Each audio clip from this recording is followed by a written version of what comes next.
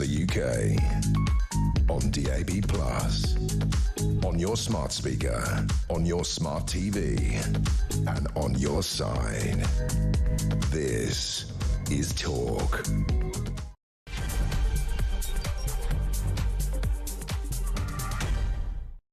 This is the James Whale Show with Andre Walker and Asher Gould. Andre Walker in for James Whale, that's me. And of course... I'm in for Ash. Asher Gould in for himself, as usual. Yeah, man. OK, look, this has been one of the most important weeks in this country's history, modern history, because of the way that things have melted over Axel Rudikabana and the Southport issue. We've seen Keir Starmer literally attempt to blame far-right thugs for everything that has taken place. And, of course, we on the right are pretty firm and nervous about these rumours and these allegations that Axel Rudikabana is an Islamic terrorist. There's rumours that he practices Islam in Belmarsh. There's rumours that he shouted Allah Akbar when he attacked those young girls. We've got probably our favourite contributor in tonight, Dr. David Starkey.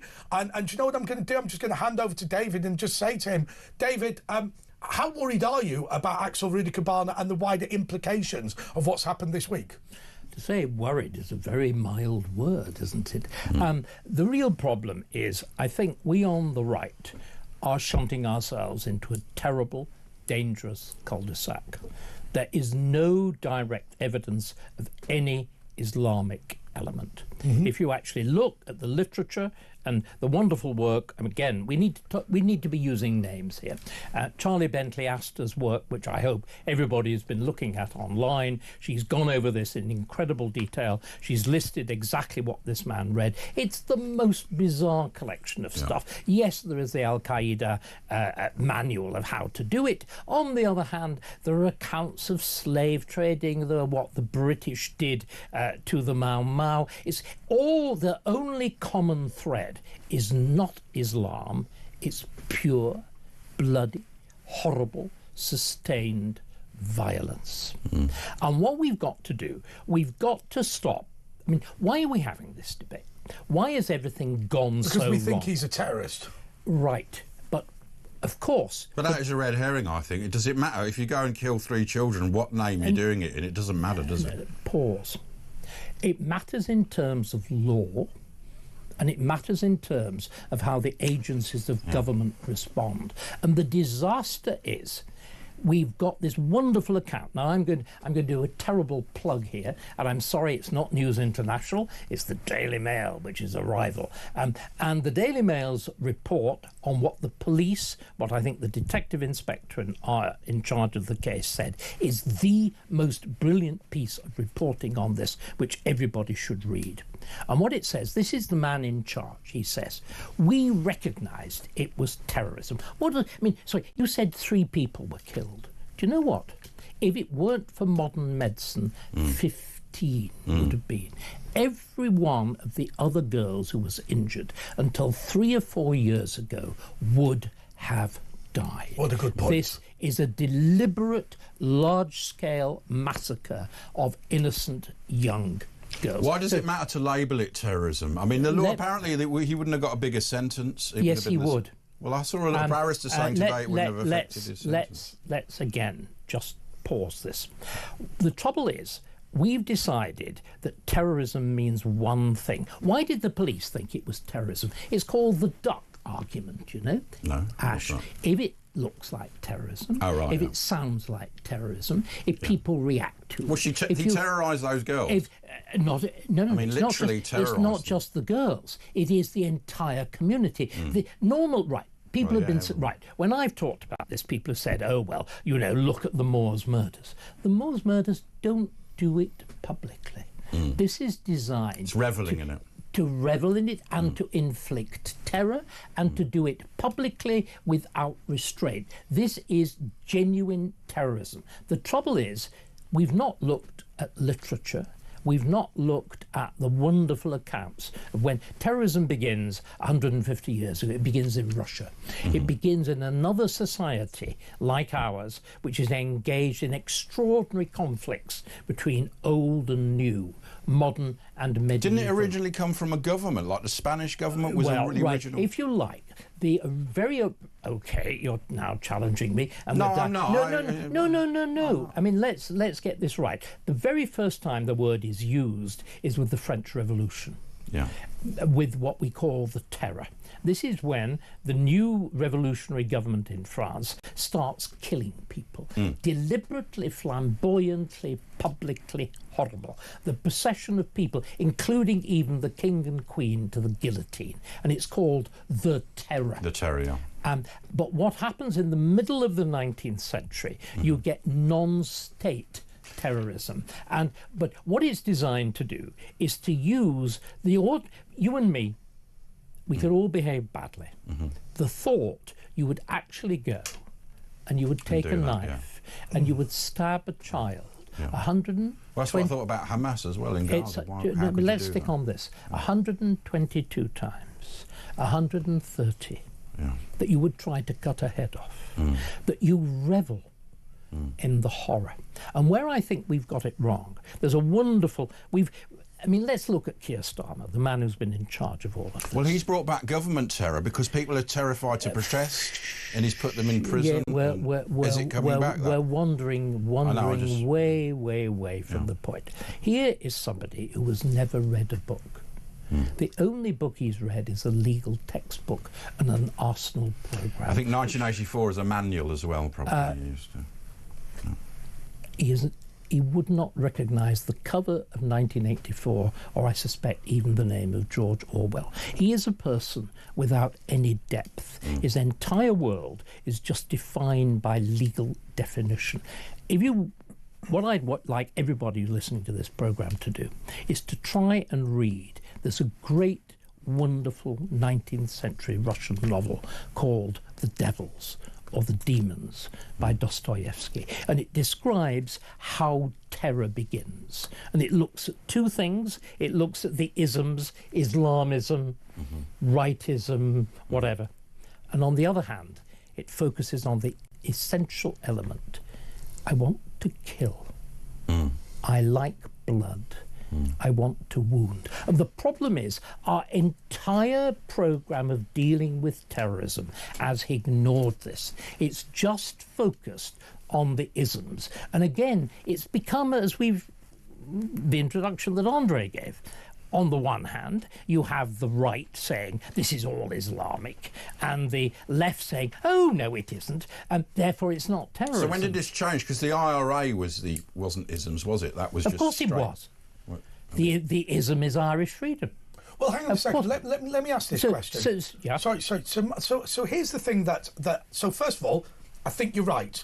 So I've looked at this, and I've done this on this show, and I've done this on my YouTube channel, and I've said, what flavour of terrorist is he? You're saying, forget that for a second. Forget whether they're blowing you up for Ireland, blowing you up for Islam, the issue is they're blowing you up. That is absolutely right. But the issue is also they like blowing you up. Yes. Again, if you look, we've got this wrong. We've decided that the thing that makes a terrorist is, do they read a manual? Yes. Do they have a political opinion? I don't think that's true. The people who do it, they are fundamentally like Axel. They are people destroyed, corrupt. Remember how one of the survivors describes him. He didn't look human. Those awful eyes, this strange meek-on forehead. So we've got to focus on that, and unfortunately our entire machinery doesn't. We have this thing called PREVENT. This is supposed to look at terrorists. So once again, can I just pull you up on this? Because please. A few years ago, I posed with a sword and bet the Islamic State 50 grand to kill me. Now, I was making, at the time, a joke. Some people laughed at me, other people took it seriously. They always do, Andre. Yeah. How else would we deal with you? Sonoris McWhirter's brother. How else would we deal with you? Here was my point. I genuinely took the view at the time that terrorists are not terrifying. Actually, what they are is sad individuals who want to beat up little girls. There is a common theme, which is much more common in modern terrorism than the ideologies that we debate, and that's get a load of little kids because I wouldn't want to have a go at their dads. And I just wonder whether you're right, and we should sit there and start to say to ourselves, look, what are these people? Virgins? pathetic, sad individuals Savage murderers, eating sugar puffs in their underwear, reading Guns and Ammo magazine, and actually, you know what? One-handed chaps at this time of night. Exactly right. Hopefully not watching this. And actually, you start to think to yourself, I don't care what pretense you've come up with to blow yourself up or to do whatever or to beat up little girls. Yeah. But fundamentally, the point is, the reason you're beating up little girls is you're not brave enough to attack Doesn't them. that just go back to my point? It doesn't matter. The terrorist word doesn't matter. I mean, he's done it. It's a horrific murder. No. It does matter, because it matters in how the state has reacted or not reacted. I also think, sorry, Andre, these poor, pathetic, inadequate people, we may mock them, we may call them cowards, but he took a knife. He did. And he killed 3, and he would have killed 15. And if he hadn't been stopped, he would have just continued. I'm sorry, you don't have to be very strong if you've got a knife and you've got a passive group of people. And remember, we are a disarmed society. Yes. We do not have weapons to respond. We are helpless, and we've deliberately made ourselves helpless. We rely on the state to protect us. I mean, should that change? Now, we'll go on. Let's go on to that. But sorry, all this business of talking about them cowards and denouncing them, it makes us feel better, but it doesn't stop what they do. You don't need to be very brave to set off a bomb. Yes. No, I mean, you may need to be, well, it's a sort of false bravery to kill yourself, because you know the suicide bombings, the Manchester Arena, and all of this stuff. But what we've got to focus on, and what the state has not focused on, is not the ideology; it's the state of mind. It's this corrupted intelligence. Okay, well, let me ask you this question, and I know you're a historian rather than a psychologist, but where does this state of mind come from? Because we're also hearing we need to recognise evil. Okay. I'm sorry. The problem is it's not mental illness. It's just an evil person. Well, it is. We would call it criminal mental illness. And again, one of the great problems is when I'm very, very ancient, both of you. No. I've just celebrated my 80th birthday. Wow. When I was a young man, somebody who looked like him would not have lasted outside a mental hospital more than 10 minutes. Well, that was Margaret Thatcher, wasn't it, letting them all out of the asylums? It is. And you know what? The left and the right corresponded, actually work together, cooperate. Because we wanted to save the money on the hospitals. We wanted to save the money, nice. And the left said there was no such thing as mental illness. The right didn't only want to save the money on the hospitals. Gosh, these are gorgeous buildings. They are. They've got lovely gardens. I can just imagine £4 million flats here. By the way, I'd like to move in one, and I've got a nice. And now they are those luxury flats. And that's exactly what they are. We used to have a network of asylums, and once upon a time, somebody like so you're saying Axel Rudiker-Barner, when the Prevent programme, say in 1970, 1960, the equivalent, it didn't exist at the time, but the Prevent programme would have gone, this is a nutter, send him to he's a criminal. Winnick. He's a criminal, dangerous nutter. Because he knows what he's doing, so he's not totally insane, but he's a criminal. Debating that is neither here nor Well, if you there. totally do lally and kill him, you don't even know you've done it. That's different to him. He's just evil. You see, again, I think this kind of dancing on a pin's head is neither here nor there. The important thing, there's a thing called criminal insanity. That is, you just want to do. Look, by anybody's definition, anybody who carries out mass murder is insane, in the sense that they're not normal people.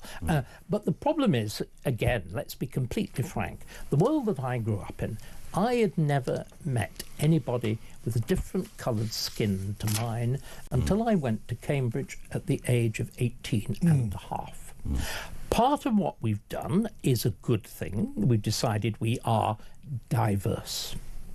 That means the notion that there's a normal method of dressing, a normal method of behaviour, a normal method of walking, talking, speech has gone by the board. I mean, if you think of what everybody has said about this boy, that he's paraded with knives, with hockey sticks, that he's threatened to kill. He's actually rung up the police and said, what do I do if I want to kill somebody? And what do the police do?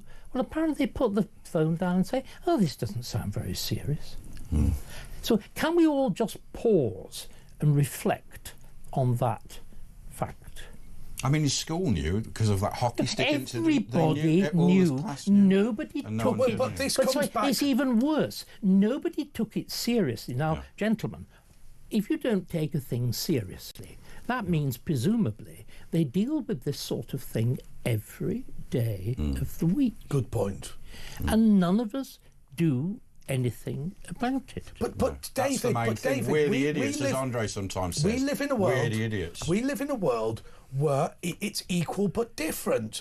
You like to study, you like to write books, and you like to make academic lectures. Somebody else... Make pots of money and amuse myself and eat immensely expensive dinners, and I've arrived from one of them. Yes, carry on. But somebody else might be interested in sadomasochistic violence. It's equal but different. What we don't do is we don't turn around and say David Starkey's done the right thing, not least proved by the fact that whilst Axel Rudy Cabana was never cancelled, you were. For a bit. Let's be clear on that. We've gone mad. There's an element. The bad people are the good people. There's an element of madness. But then let's do something else. We've got to a state in which a boy can do, and again, I think we need to be really clear about this. His parents seem to have repeatedly intervened. They've rung up the police 3 or 4 times. Although wasn't his dad from Rwanda and was sort of had links to certain... No, but the police, sorry, the parents, everybody's been attacking them. I don't know the background, and everything remains rumour. But the parents have repeatedly, it's on record, have got in touch with the police. I can actually help with that simply because we got a message round today from our very lovely compliance people, and what they said is the rumours about the family background are all garbage. The reality is this is just a normal couple of people who came over as economic migrants from Rwanda. Economic migrants? But no, there's no backstory of Hutus and Tutsis, though presumably the one or the other. There's no history. There's no... None of this. This is backing up exactly what I've been saying. Yes. I think that what we've got to do is something else. We've got to say, here are parents who, clearly in despair, can you imagine trying to handle somebody like this? In despair, is it 4 times they rang up the police? Many times, yeah, whatever. Times without number that they've dealt with the school, and nothing much has been done. But what you're saying now, David, now I'm going to summarise. We've normalised abnormality. Exactly right. Well, this is like the rape gangs as well. It's the same things happen there. We're going to go to a break in a second, but I think it's really clear, and I want people to phone up about this 03444991000, because you know what you've done, David, as you often do, and one thing I like about you, and I genuinely do like you, you've often said that it's the job of an academic to try and get people to steal their ideas, and I think that's a great point. Genuinely, I saw this in terms of terrorism equals ideology. I think you're right in the point that you make. I think we have to be willing to say that this person was born evil. This person is a bad person. Evil. This is a bad person. That's right. And actually, what we should have done when he presented himself in school was to say this bad person needs to go to a mental institution. Exactly. And forget about the rest. Exactly. OK, we're going to stick with David Starkey straight after this.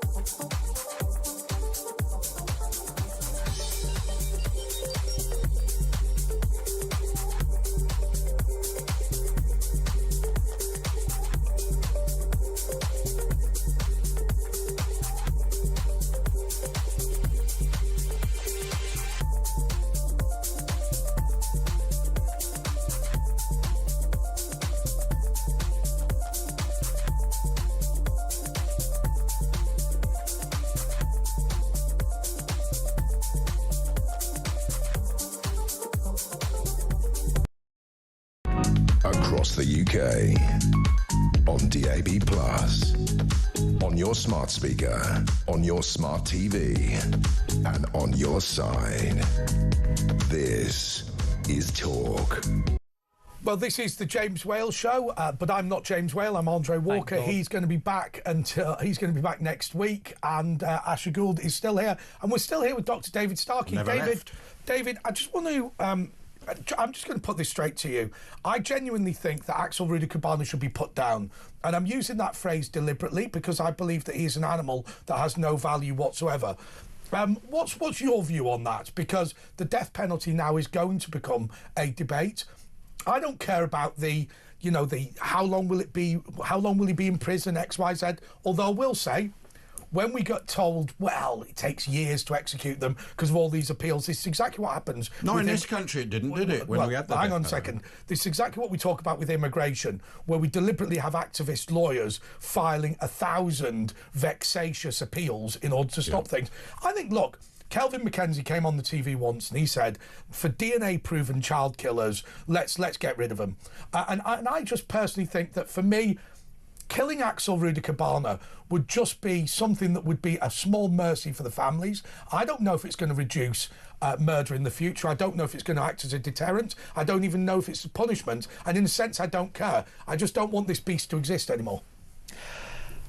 I think that this is the kind of case where you cannot construct on the individual case any argument against it. Yes. The trouble is you cannot, and if we are in a society bound by law, you can't actually say, we'll have a special act of parliament that declares he's going to be executed. We really can't. And I also think we're wasting our time by worrying about that. What is really important is we look at why this was handled so shockingly, scandalously, persistently badly by every agency of state. We'll spend an awful lot of money keeping this thing alive in jail until his fellow prisoners finish him off in preferably an extremely unpleasant fashion. Well, we hope that doesn't happen for legal I'm reasons. sorry. I know no one would mourn him. You may express these hopes. We just have to say I observe that. it We wouldn't be mourning him, would we? Merely as a no doubt unfortunate possibility. You're clearly a much more sensitive soul than I am. But maybe more aware of Ofcom. David, just to say the comma was for legal reasons. Yeah, he doesn't care about Ofcom anymore. He's on YouTube. Right, and a very nice, But David, that's an interesting point. Just to stop, let me just say this. The really key thing is that the state has buggered up this open and shut case. If you look at this lad from the age of 13, it has been obvious he was going to kill. Yes. And the only question is going to be how many, and where, and when. Just let me finish. Nothing at all has been done about it. We spend hundreds of millions of pounds on repeated machinery of the police, of mental health, of schools. It was a special school, of special schools, and we have an entire organisation called Prevent, which does not prevent. Well, they're captured like everywhere else. They're going about the far right. Hang on a second. Let me tell you something about Prevent, because when I was a local government advisor, you were referred to it. I think we were several times. We were the only local authority in the country that decided not to engage with Prevent, and the reason we decided not to engage with Prevent, rabidly right wing, because they wanted at the time to spy on Muslim young people. They wanted them at the time to have this open discussion with their teachers, which would be completely confidential, except it would be reported back to MI5. Now, I said it was completely unacceptable to do that. But what it struck me with Prevent was this. There was never an element of saying this person's an absolute wrong, and it was always, what could we do to help? And actually, it was different.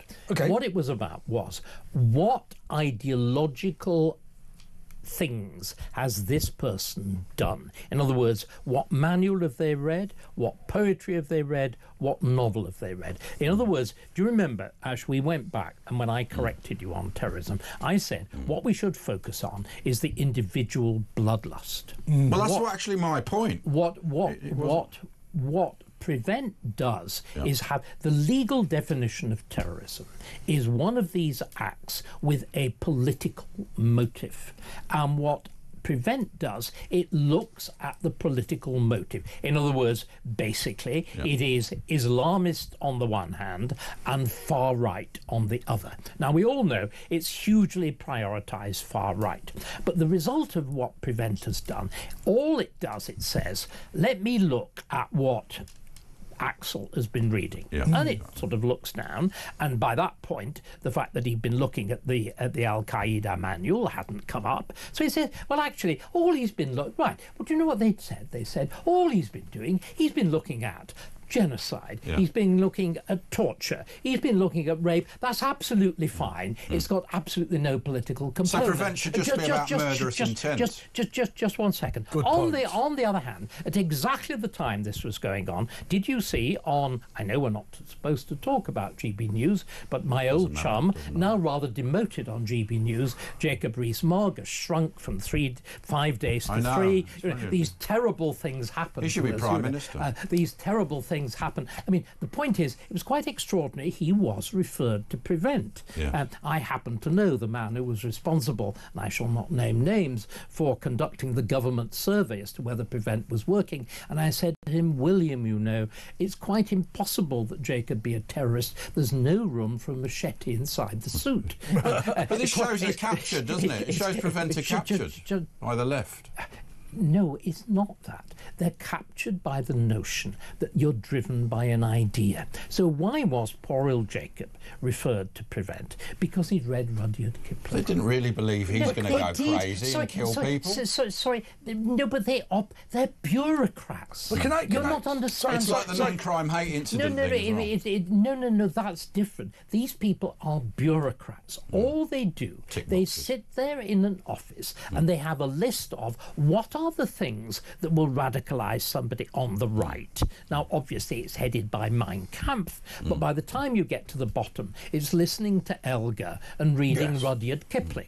And obviously, Jacob was regarded as a relatively mild list because it was only Elgar and Rudyard Kipling.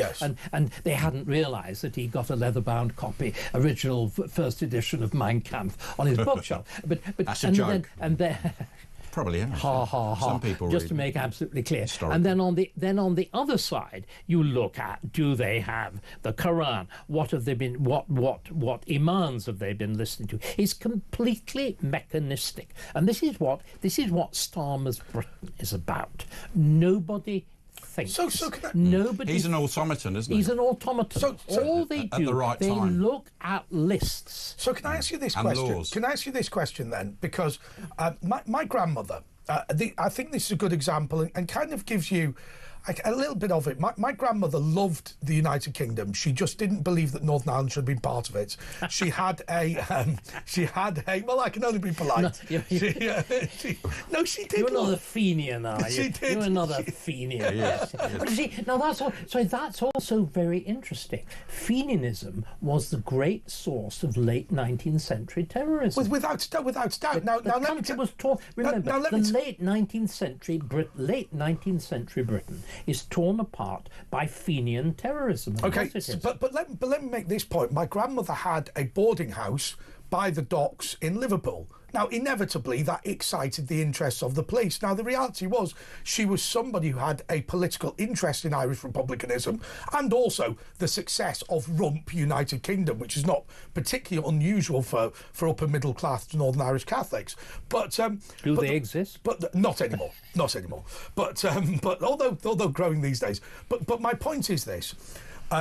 She was not interested in terrorism. She had no interest in fighting anybody. Despite the political allegiance. The political allegiance was a different thing. And actually her view very firmly was that the IRA had been taken over by people who were interested in killing rather than interested in a legitimate battle with British soldiers. Right. Exactly. And I think that does talk to your point. I thought exactly to my point. But you see, again, actually, it's going back to the fact these are statutes. They're defined in a particular way. You set up a PREVENT is a bureaucracy. It's little people now working from home. They literally have a checklist. They've never encountered, I imagine physically, the kind of people doing it, have never encountered anybody like this man. But I mean, in your Irish example, at first they were mainly attacking. It was soldiers. Is that still terrorism, or is that freedom fighting? If you don't attack innocent people, they would attack anybody. I mean, look at the Birmingham bombs. No, I'm talking about at the 1890, the 1900s. No, they attacked anybody. Did they? Bombs were. I thought they attacked the British soldiers. Well, they will let off a bomb anywhere. I mean, this is terrorism is designed to be indiscriminate. Were the suffragettes, because they put bombs, didn't they? Well, the suffragettes, on the whole, they blew up Downing Street. They damaged themselves.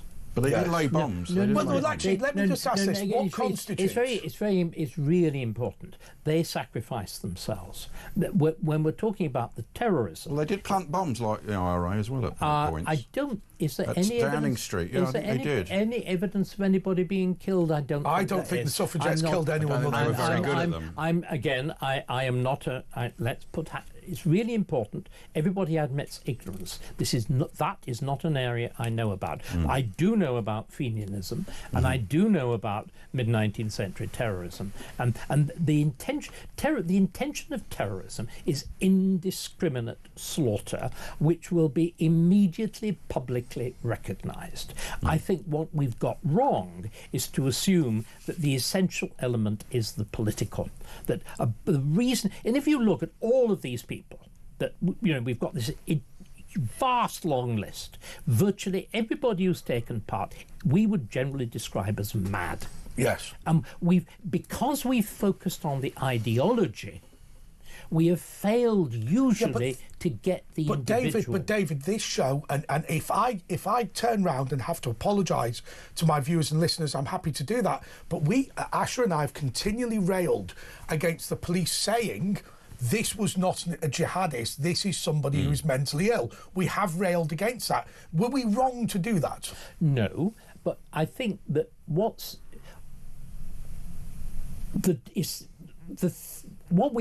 talking about two things now. We're talking about how we should discuss this, and we haven't even begun now to discuss what kind of categories the people who are in this state are likely to be, or why certain groups of people are more likely to be like that than others. We need to move on to that. What I'm talking about now is what is the efficient way of trying to stop this. Right. And what I'm saying is the entire structure that we have is guaranteed to fail. So it should just... Well, hang on. Let's looks at the wrong thing. That is a perfect time to break and to move forward. Also, just to be clear, that David is a historian. He used the term Fenian, which is, Ofcom don't love, but it's fair to say he's not directing it at anybody. He's talking about a political institution. He was looking at you at the time. He was not looking at me at the time. Look at you very hard. I was very much born in England.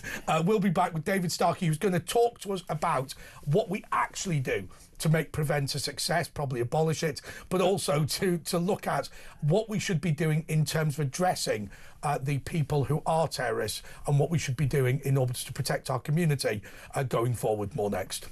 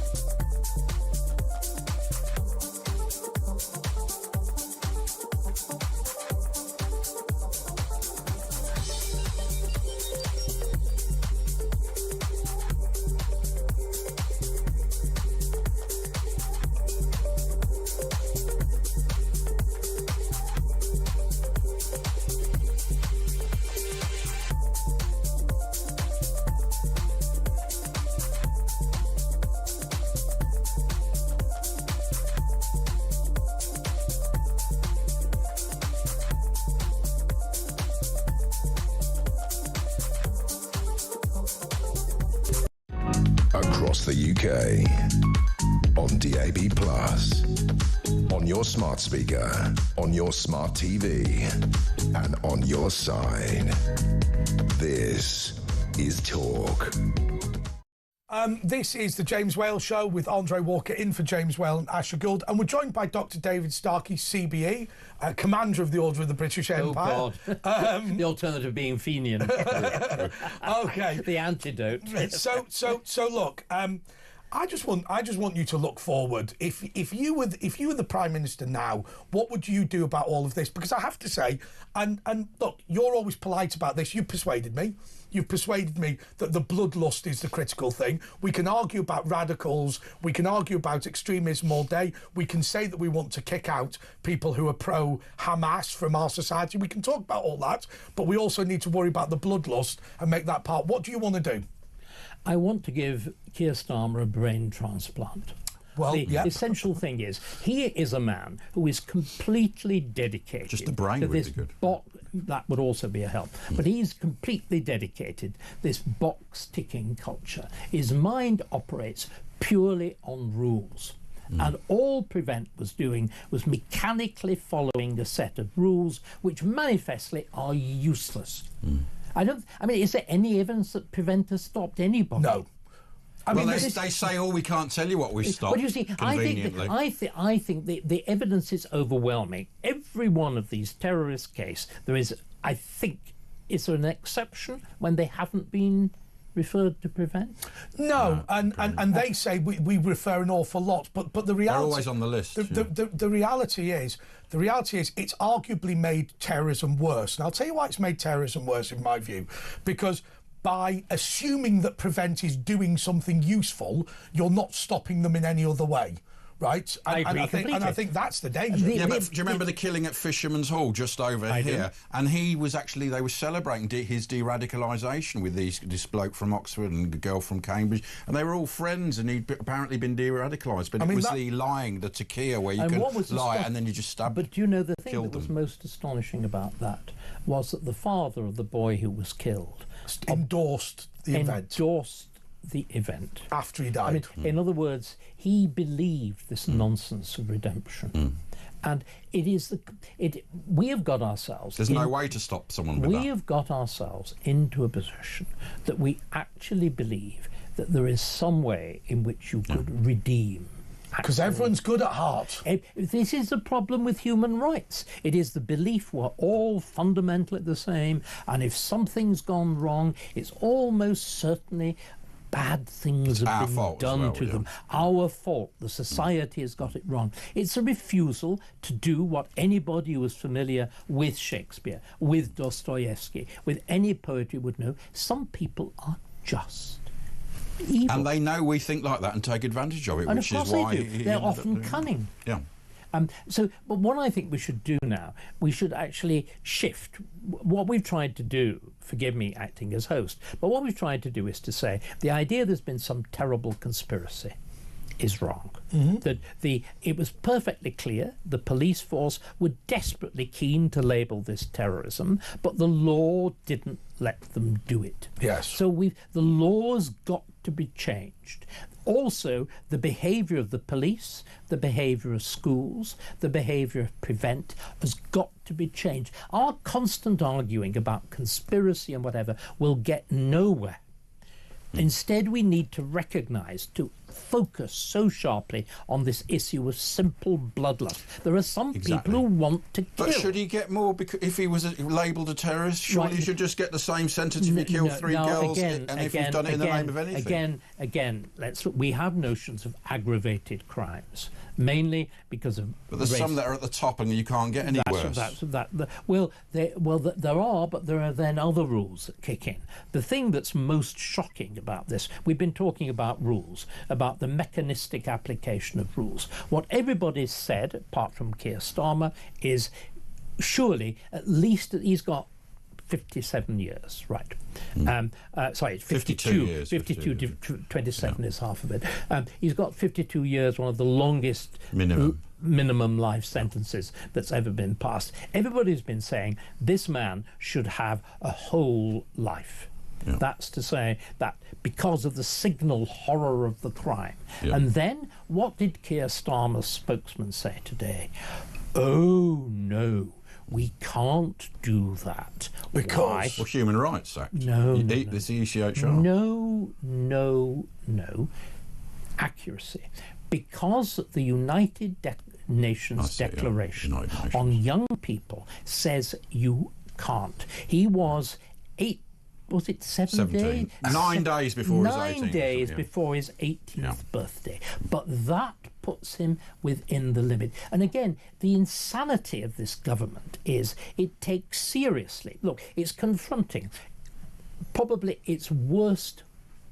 To call this public relations, I feel ashamed to be using the word, but that's in one sense Cover up. what it is.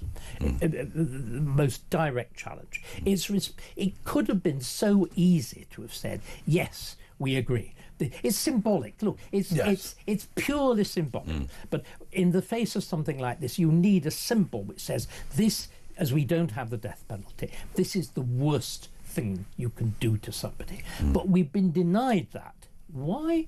Because we believe in international law. And you know what? That's why we're giving away the Chagos Islands. That's why we're about to shove £18,000 in the direction of another terrorist, of Jerry Adams. That I'd probably illegal of me to say that, and Ofcom. I don't think it no is. doubt will get extremely cross with me. This sainted. think you're allowed. But in that case- but sorry, we have got a government that has no notion of anything but petty rules. But David, can I move on to this? Please. Because I've made I'd a love joke. to move away from this government. I would give anything to move away from this. I've Do you made- think they're trying to destroy I've the made a country, joke. though? It's a communist. Give me a second. I made a joke about Matrix Chambers and Gareth Pearce and all of these lawyers. You know, Gareth Pearce is an ambulance chaser for terrorists, right? The reality is, what these people are doing, and this is the immorality of it as far as I'm concerned, is these human rights lawyers know that they're backing wrong-uns, right? And they're getting rich as a result of doing it. Now, look, whether they're box tickers because they're stupid or whether they're crass, offensive and bad people themselves, you and I may disagree on. I don't know if we do. But what worries me is this. We are sat there time and time again, and we're looking at people who will now see, and they will see, A pure opportunity. Vexatious appeal on behalf of Axel Rudicabarna, a man who will now sit in his cell coming up with stupid reasons to sue the British government. And there will be Matrix Chambers, there will be Richard Harmer's old chums, there will be Keir They say they're Starmer's old testing the chums. law, And you know though, what? don't they? There will be charities. Millions. There will be charities that we fund through the state, Yes. which will help them. But the most shocking thing, can we get this absolutely clear, is the Attorney General. He is a scumbag. Let's use different language. No. He He worked for Matrix Chambers, didn't he? He is a passionate believer in international law. He is also the Attorney General. Yes. The Attorney General has one role, which is to advance the rights of the Crown Yes.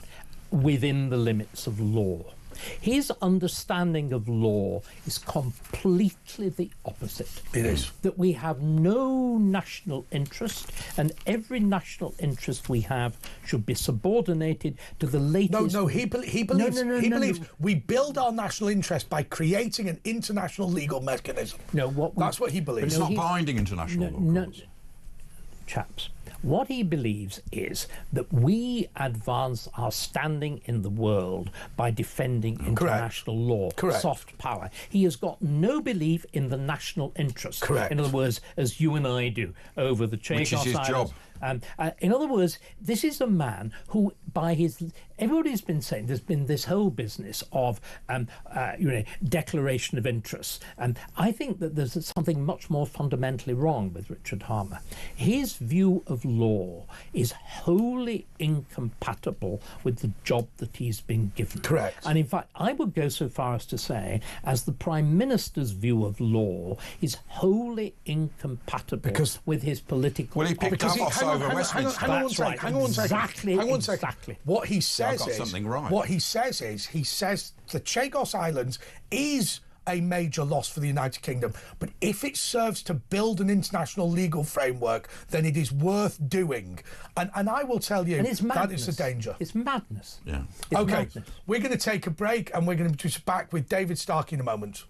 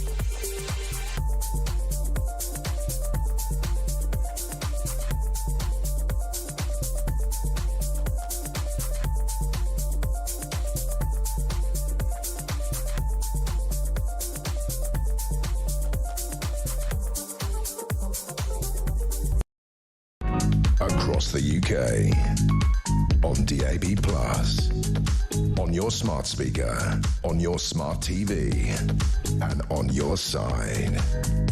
This is Talk. Okay, this is, and the word Estonian just went out live to the world. I knew that. We were talking about David's ring. Interesting. The one on his finger. Indeed. Okay, let's The other would have been a little intimate, yes. We're not doing That's smutty. not Estonian anyway. We're not doing smutty filth. Okay, we've got a voice message from Ray Jones. Come on, Ray. Right. Oh, Go for it. Anytime. Press play on the Panasonic. Anytime you like. Hasn't got it. It's not playing, so we'll come back to it. Oh, Hello, everybody. This is Ray from Torquay. Really enjoying this conversation, but just before we went to the break, you did reach the highlight of the show, which was when David said something, Ash mumbled something, David agreed with Ash, and Ash goes, "Oh, I've got something right," and you know, I nearly crashed the car. Absolutely hilarious. Well done. Well done. Getting told you're correct, boy. Well, I'll tell you one thing David, that I it's a repeat great this. thing. I repeat this about David Starkey. One of the good things about him, and I think that people in our society need to care more. David is happy to do all this work and tell us what he thinks, and we can adopt it or not adopt it. And so when he says to anyone, "Oh, I think you're wrong on this," that comes from a position You've of got to trying listen to him, haven't you? Trying You know to what I mean? help. It's fascinating Trying to stuff, help yeah. rather than hinder. Yeah. Okay, David. Look, 1 in 12 Londoners are illegal migrants. How can we build a society or maintain a society when there is so little cohesion? God knows, I think, is the answer. I mean, I think the problem is, you were talking about when you were young, when I was young. Remember, we are a country that never really had a national identity. In the sense, we were the United Kingdom. We were two very separate countries that came together. Being British was something that was for abroad. At home, you're English or Scots. No, I never remember when I was young anybody talking about Brits. The only people who talked about Brits were Americans, and I'll use the word again, Fenians. It was a term of hate against the British Army. Yes. Nobody talked about people here as Britons. Britons were naked and were daubed in woad and fought the Romans, you know. We've suddenly invented this. And that's because you would be from Cumbria and I would be from Lancashire. But they had Britannia rules the waves, and people said they were British. But you didn't call.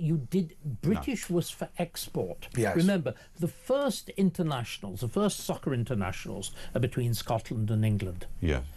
So you're British abroad, sort of, and English at home. What if you're like Jewish? And like I come from a Jewish family that actually came from Oliver Cromwell time in Britain, but you often consider you're British because I can't really. I mean, I'm English in a way, but I'm more British than. No, I think that's right. You see, what Jews have done, what Chinese in Britain have done, what Hindus in Britain have done, you are what I call bicultural. I mean, are you observant Jew?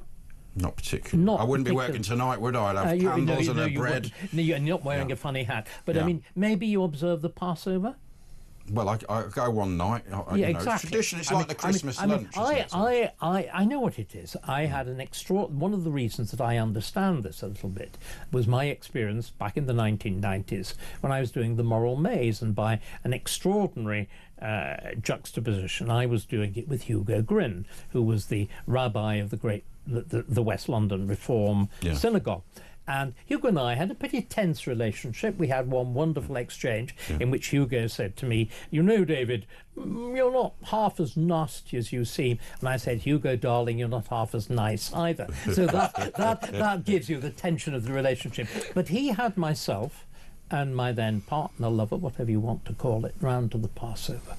And I've never experienced anything quite like it. That sense of religion. He was a public figure in Britain, but in his own home, he was a high priest of Israel.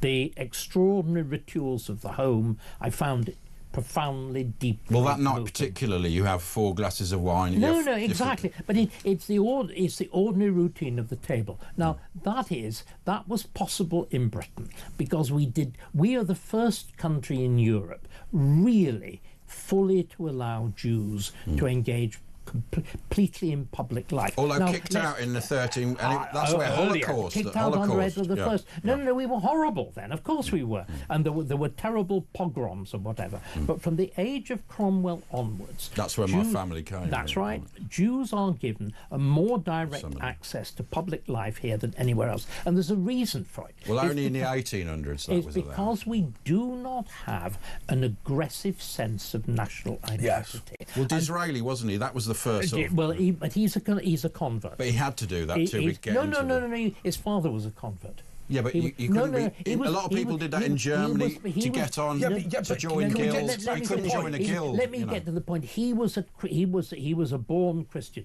The key thing is the weakness of our national identity was also found. It enabled us. Yes. But the trouble is, it has left us desperately open.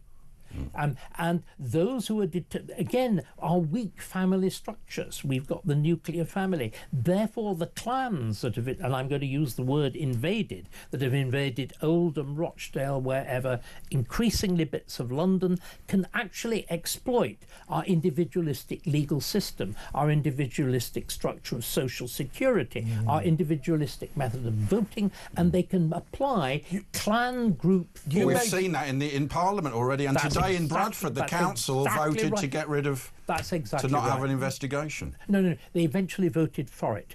Yesterday, the Labour group, which was largely Muslim, got up and left. But today, they actually agreed to do it. Right. But the trouble is, we are relatively.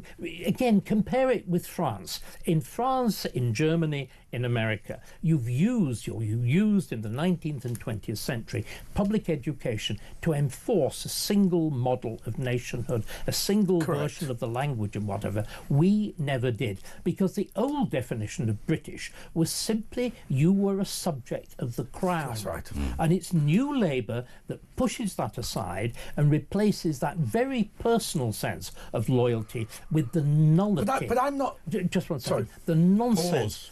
The nonsense of what we have now, which is being British means what? It means you are committed to diversity and tolerance. Yeah, exactly. And that's the only thing. And we've turned it into a pure flag of convenience. Because I don't want to be rude in any way, but never. But It's about to be very rude. You know, I'm not proud of my country. I'm proud of the United Kingdom. My country is England. And now what you could say is, you know, when we do the toast to the Queen, I reply the Duke of Lancaster. It's now the King. Can I remind you? You're a little out of date. Get with the programme. But the reality is, you know, the fact that you are from Cumbria and I'm from Lancashire would have been a critical thing. Somebody would say they're from Durham and somebody else would be from Middlesex and whatever. This idea of being English, I think, is not something that was in my psyche when I grew up at all. It's relatively new. We were tribal in this country. And I think no, that's not true. No, that is absolutely not true. Before the Romans, we were just tribes. Well, of course, yes. But see, the Romans sorted that out, and above all, our own monarchy sorted it out. Yeah. The reason that we have a notion of individual responsibility, individual property, and individual responsibility before the law is because we broke tribalism. Yeah. The disaster is we're re-importing it. Hence, I'm afraid, the rape gangs. And working together is where the modern world came from, like you said, getting rid of the tribes. Now listen, we've been invaded with comments thanking David Starkey for coming in. I'll tell you one thing that I'm so proud about with David. He can go to a boozy dinner and still turn up and do well. He's got his 2 glasses of water. He's actually better when he's had a few. He's got 2 glasses of water. But you know what? We're going to be talking to an immigration lawyer who believes that no immigrant should be deported from the United Kingdom, even if they're here illegally. And David Starkey has agreed to stay on just for 10 minutes. Just for 10 minutes to talk to him. We'll be back Lock the door. after this.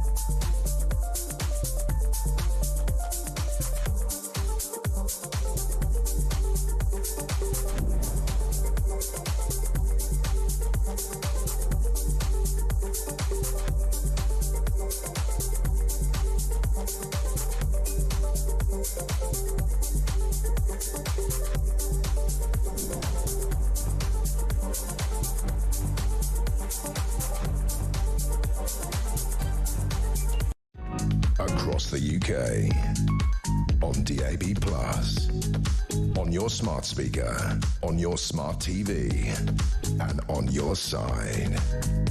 This is Talk.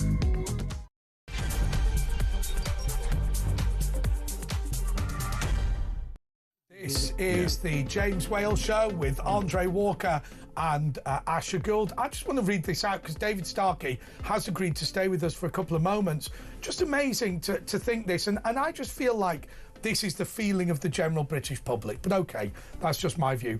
Hi guys, great to listen to a fellow Oldamer like David. I didn't know you were from Oldham. No. One generation removed. It says Old Ham. Yeah, he did say Old Ham, but we didn't read it quite like that. But okay, great to listen to an Oldamer like David. Just being a simple chap, I found myself wondering if Starmer and his ilk have a mission to turn ordinary right-leaning folk into far-right crazies by their actions. Just an interesting point by Ian in Oldham. But I'll tell you what we'll do. Whilst David cogitates on that point, we are going to talk to.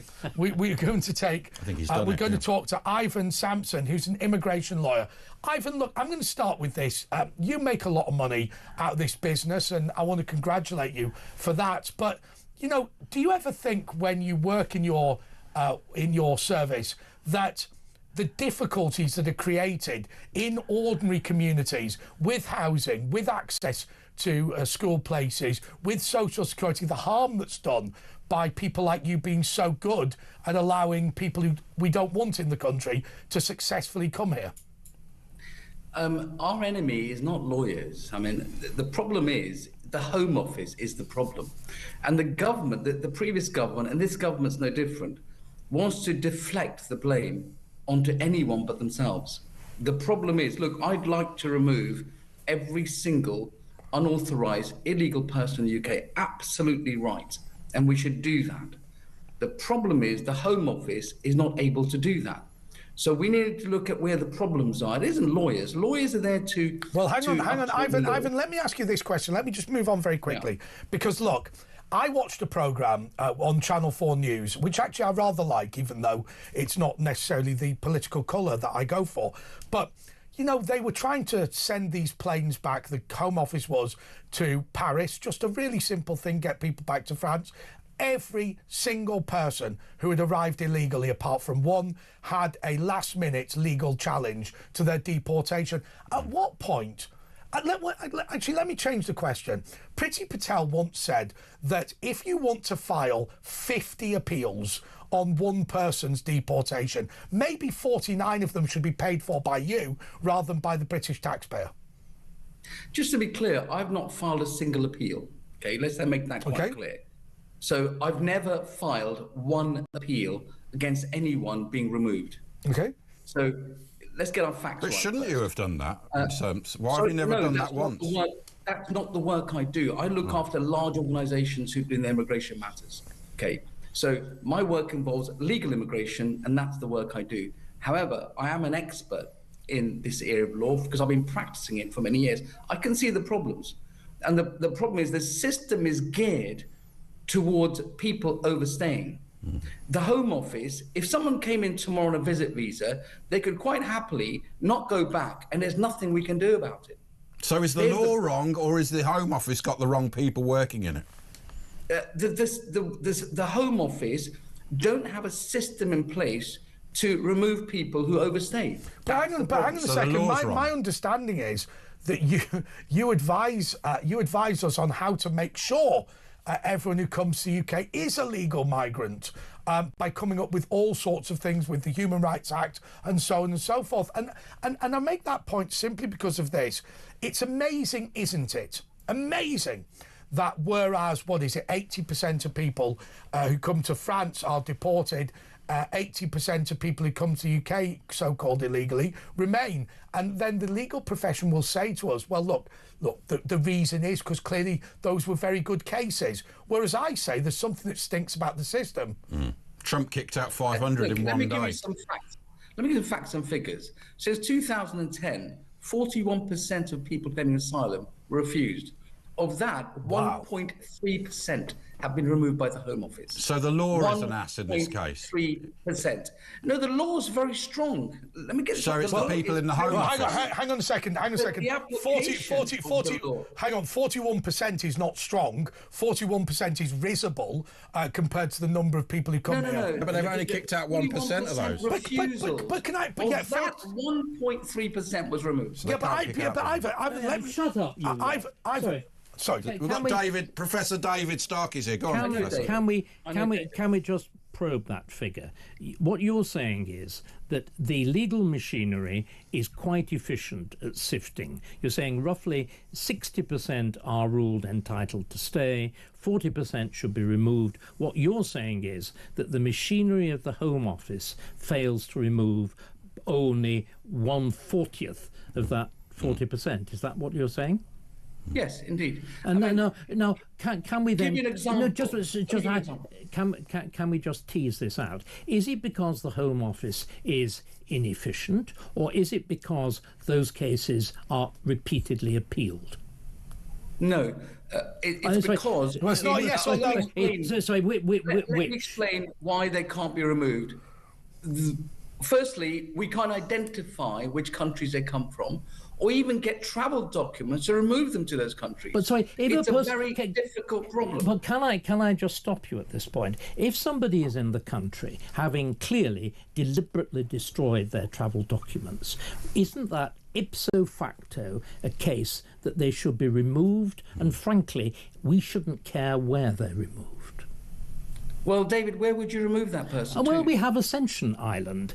We were going to have Rwanda, and lawyers and the Labour Party stopped that. Got thousands of islands around you simply seem to me to be underscoring the point. I mean, what we're doing is because we so rigorously enforce both our own laws, alleged international law, alleged human rights law, we actually give anybody who is deliberately, maliciously determined to stay, most obviously by destroying any documents, an open book. This is preposterous. We are deliberately enabling, not simply law breaking, we seem to be enabling people, and we've been talking about the horrors that we've been experiencing. So many of these people coming in come from societies of profound, deep dysfunction and violence. And sorry, they're male, they're young, they will very often, even if they're refugees or allegedly, will have experienced this. And the mere fact they destroy a passport, that's all you're telling me, effectively gives them license to stay. I think this is rubbish. It is absolutely wrong. I agree with you 100%. And we should. Ivan, sorry, just to press that. What David Starkey is saying is, why not remove those people to Rwanda on the basis they've destroyed their documents? Now, I will tell you something. I don't claim to be an academic. The man's made an eminently sensible suggestion. Couldn't we all today endorse, yes, we accept, of those people who've been refused, those ones that get refused get sent to Rwanda, and we work out there where they need to be deported to next? Well, the Supreme Court says you cannot. You see, it's a Supreme Court. If you let me finish, David, to respond to your question before interrupting. But no, actually, Ivan, no, stop, everyone. Stop, everyone. Let me make this point to you, Ivan, which is this. Right. What you have to understand is, I don't understand the nuances of all of this, but when you're saying the Supreme Court does this, David Starkey has asked a specific question as far as I understand, which is, do you personally support the idea that we should remove these people to Rwanda on the basis that they shouldn't be in the United Kingdom? You can do yes or no and then move on. No, they shouldn't. And okay. Have you read the judgment? Can I ask you a question? Have you read the judgment? Of no, the I haven't. But we're talking about. You haven't. No, hang on a second. Let me answer the question. We're talking about a political principle, and that political principle is what I call lawfare, which is we have found and designed a mechanism to ensure that no matter how criminal these people are, they will not leave the country. You have said, and you've lamented, our inability to get people out of the country. And then what you've said is that because I support and endorse the current system of the Supreme Court, etc., we have to just live with it. Total bloody cop-out. I support removing someone to another country. Never. Absolutely. Do you? Were? But Never. not Rwanda. Oh, but cool. not Rwanda. Well, I'll tell you what. How about the Ascension Islands? Yeah. Again, I don't know enough about Ascension Islands, but Well, anyway, name a place. Name a place. Name a place. An island off the coast they here. did it. We did it 250 years ago. Send people to Australia. So okay, so would you send them to Australia? Look. Well, hang on a second. Let me ask you this. Oh, what a lot. The principle that is being debated tonight is this: that you're a phony for a start. And here is why we're debating whether you're a phony, because what we say very simply is this: that you have deliberately built this system as a group of lawyers, not you individually. Tony Blair started that. And what you are doing is you're Supreme saying, oh, but we do support removal, just not this person or that person or him or her or anybody ever at all. The reality is we need to save this country from illegal immigration. How big's your bloody house? You're making a fortune out of this. You ought to be ashamed of yourself. I resent your comments. I don't care. Congratulations. I don't care. Because I'm paying the bill. And me, look at my face. Look at my face, paying the bill. You haven't read you're the all right, judgment. David. You're all right. Okay, you haven't read the judgment of Rwanda. The reason Rwanda was opposed, because it's run by a dictatorial government who kills its own people. Well, let's send them to somewhere else. Where else We could could build we go? our own centre in Britain, As I said away to from you, society. We I'm don't need to have another absolutely country. in favour of the principle. But you're of removing not, illegal though, are you? Sorry, gentlemen, can I just come in here? Can we just examine that decision of the Supreme Court, which is to decide to apply the human rights which would apply to somebody in a democracy like Britain, somebody who is a fully paid up citizen of Britain, to somebody who has arbitrarily come here, deliberately having discarded their documents. Don't you think that I'm fully aware that it's enunciated in whichever point it is of Tom Bingham's view of the rule of law, that laws apply indiscriminately to the native and to the foreigner? Don't you think that's actually a false principle? Don't you actually think... We should change the law. Please let me... There's a legal principle. No, it's and that's not. the principle I'm sorry, it's not. of non-refoulement. That's the principle. Can I just... Now, do you understand the principle of non-refoulement? Do you understand? No, I do understand it. I also know it doesn't go back beyond 2006. Now, I'm sorry. Sorry, it does not. I'm teaching you law. It doesn't go back beyond 2006. This is an entire fabrication of the Blair government and Tom Bingham.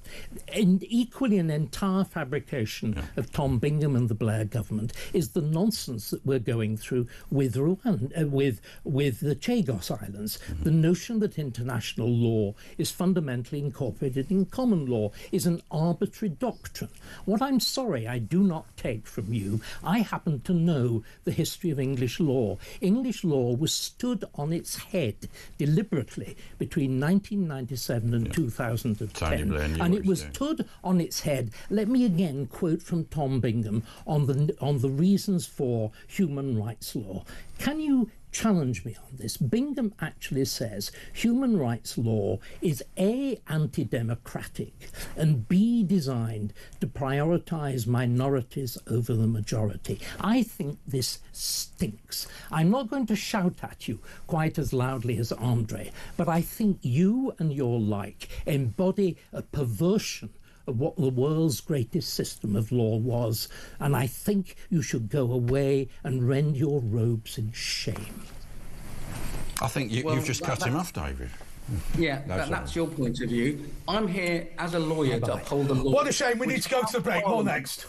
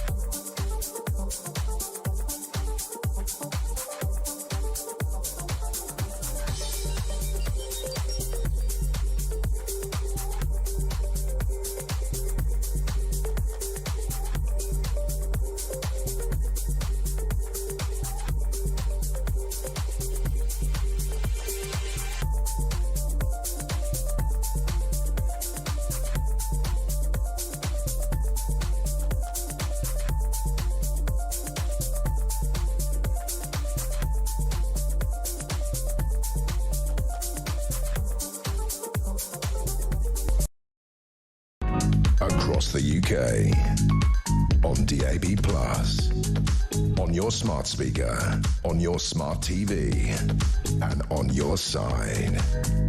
This is Talk. Well, I wish he was my dad. I mean, that was just genius, wasn't it? He might be. OK, this is the press preview, and I have to say, we're going to hand over to Asha, but I'm just shell-shocked by the genius of that guy. By the way, apologies to everyone. The actual reason we cut off Ivan Sampson was not because we didn't like him, though that was clearly true. I don't think he likes us.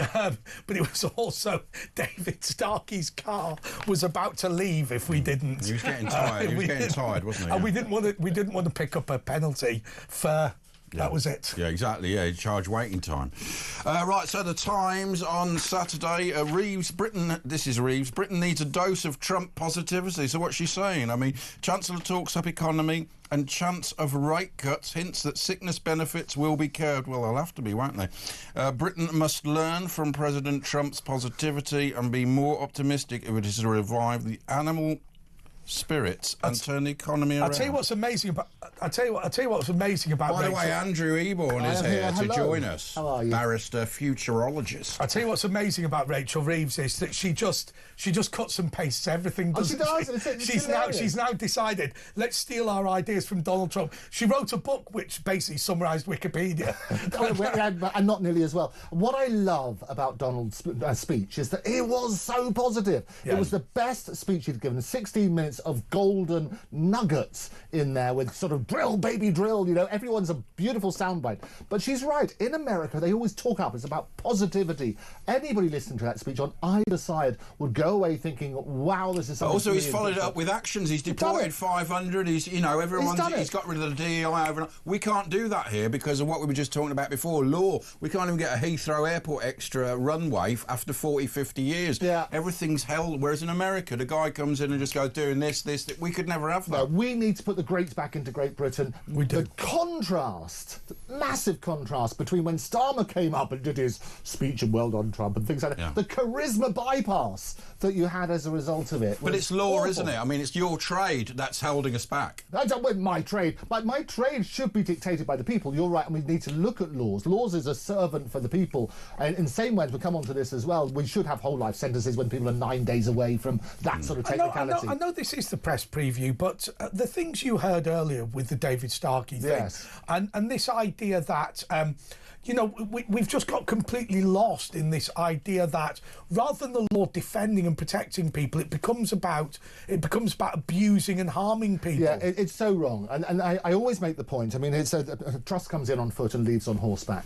Trust at Bingo. the moment in the legal process needs to be improved, and that's why they started televising sentencing, so people understood it. And I've always said this to you, that anybody who goes through the academic rigour to become a barrister is somebody who believes the law is a force for good, or one would hope so. Yeah. And so do you not lament all of this, what we were hearing earlier from this Ivan guy, which is, I do support deporting everyone, but if they've destroyed their documents, then that really is wrong, so we just have to accept them staying. The thing is, and we often make this point, is that all barristers are, and lawyers are, mouthpieces for their clients. Test the law. I know, but I understand, that's what we do. But also in the same way as judges in the sentencing that we heard yesterday, very powerful, they were saying, look, they can give hints that we need to change the law. So the thing about... But Tony Blair brought it in to cause lawfare, to take Parliament's power away and just give it to lawyers, and that's where we've ended up. Look at Priti Patel tried to end stuff she couldn't. But if you look at the alternative,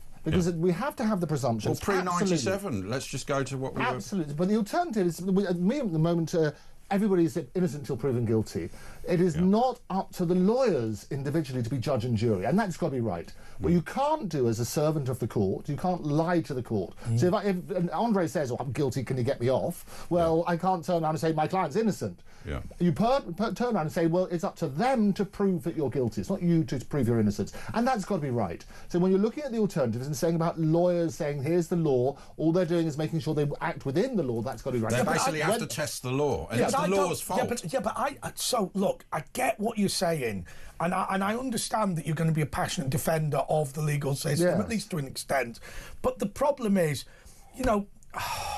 What upsets me is this. You I think act in a fair-minded and decent way, but when I sit back and I think to myself, why file the 50th appeal on somebody like Abu Qatada? Because the law allows or him something to. like that. The law should be stopped from that. Okay, the law does allow that. Well, we can change that law. We can go to Parliament and we go, we're not doing that, and that's how we do it. The slight thing I do disagree with in terms of the legal system at the moment is that the best mouthpiece wins. Yes, I do. And I've seen it. As a baby barrister, you see this sort of stuff. You have the brightest minds or whatever. They're more likely to win your case. Justice needs to be blind. It should be blind. We always say that it is blind, but we get examples where it may not be, where you get an inequality in your representation. You can pay a lot for like Michael Mansfield or a top lawyer. But in the old days, there was a time when people regularly used to argue their own cases at the High Court. That time is long gone. Well, and wisely so. They always say that if you represent yourself, you have a fool for a client. And that's what happens. I understand that, but I think there is something that. So first of all, the reason that phrase is correct, you've got fool for a client, is this, that fundamentally what it used to be about was you would argue your case, and obviously getting professional help and support is a great thing, but what it's become is the professionalism has taken over. You and I had a legal conversation the other day about whether I'd signed contracts in the past that might leave me liable to my image being used, and that was a sensible discussion. But you didn't sit there going clause 15, 18 and all that sort of thing. We talked about the general principle, and I think what upsets a lot of people is this phrase, the law is an ass. Oh no, absolutely, and it's a hard-working servant to mankind. That's when they say it's an ass. I always jargon bust, and I think even as a futurist, when you sort of turn around, flatten the learning curve, explain to people, everybody hides behind jargon. When they're doing that, they're insecure in themselves. They don't want to be challenged. So whenever, all the clients I do is sort of work backwards, turn around and say, in a sensible way, what does that mean in practice?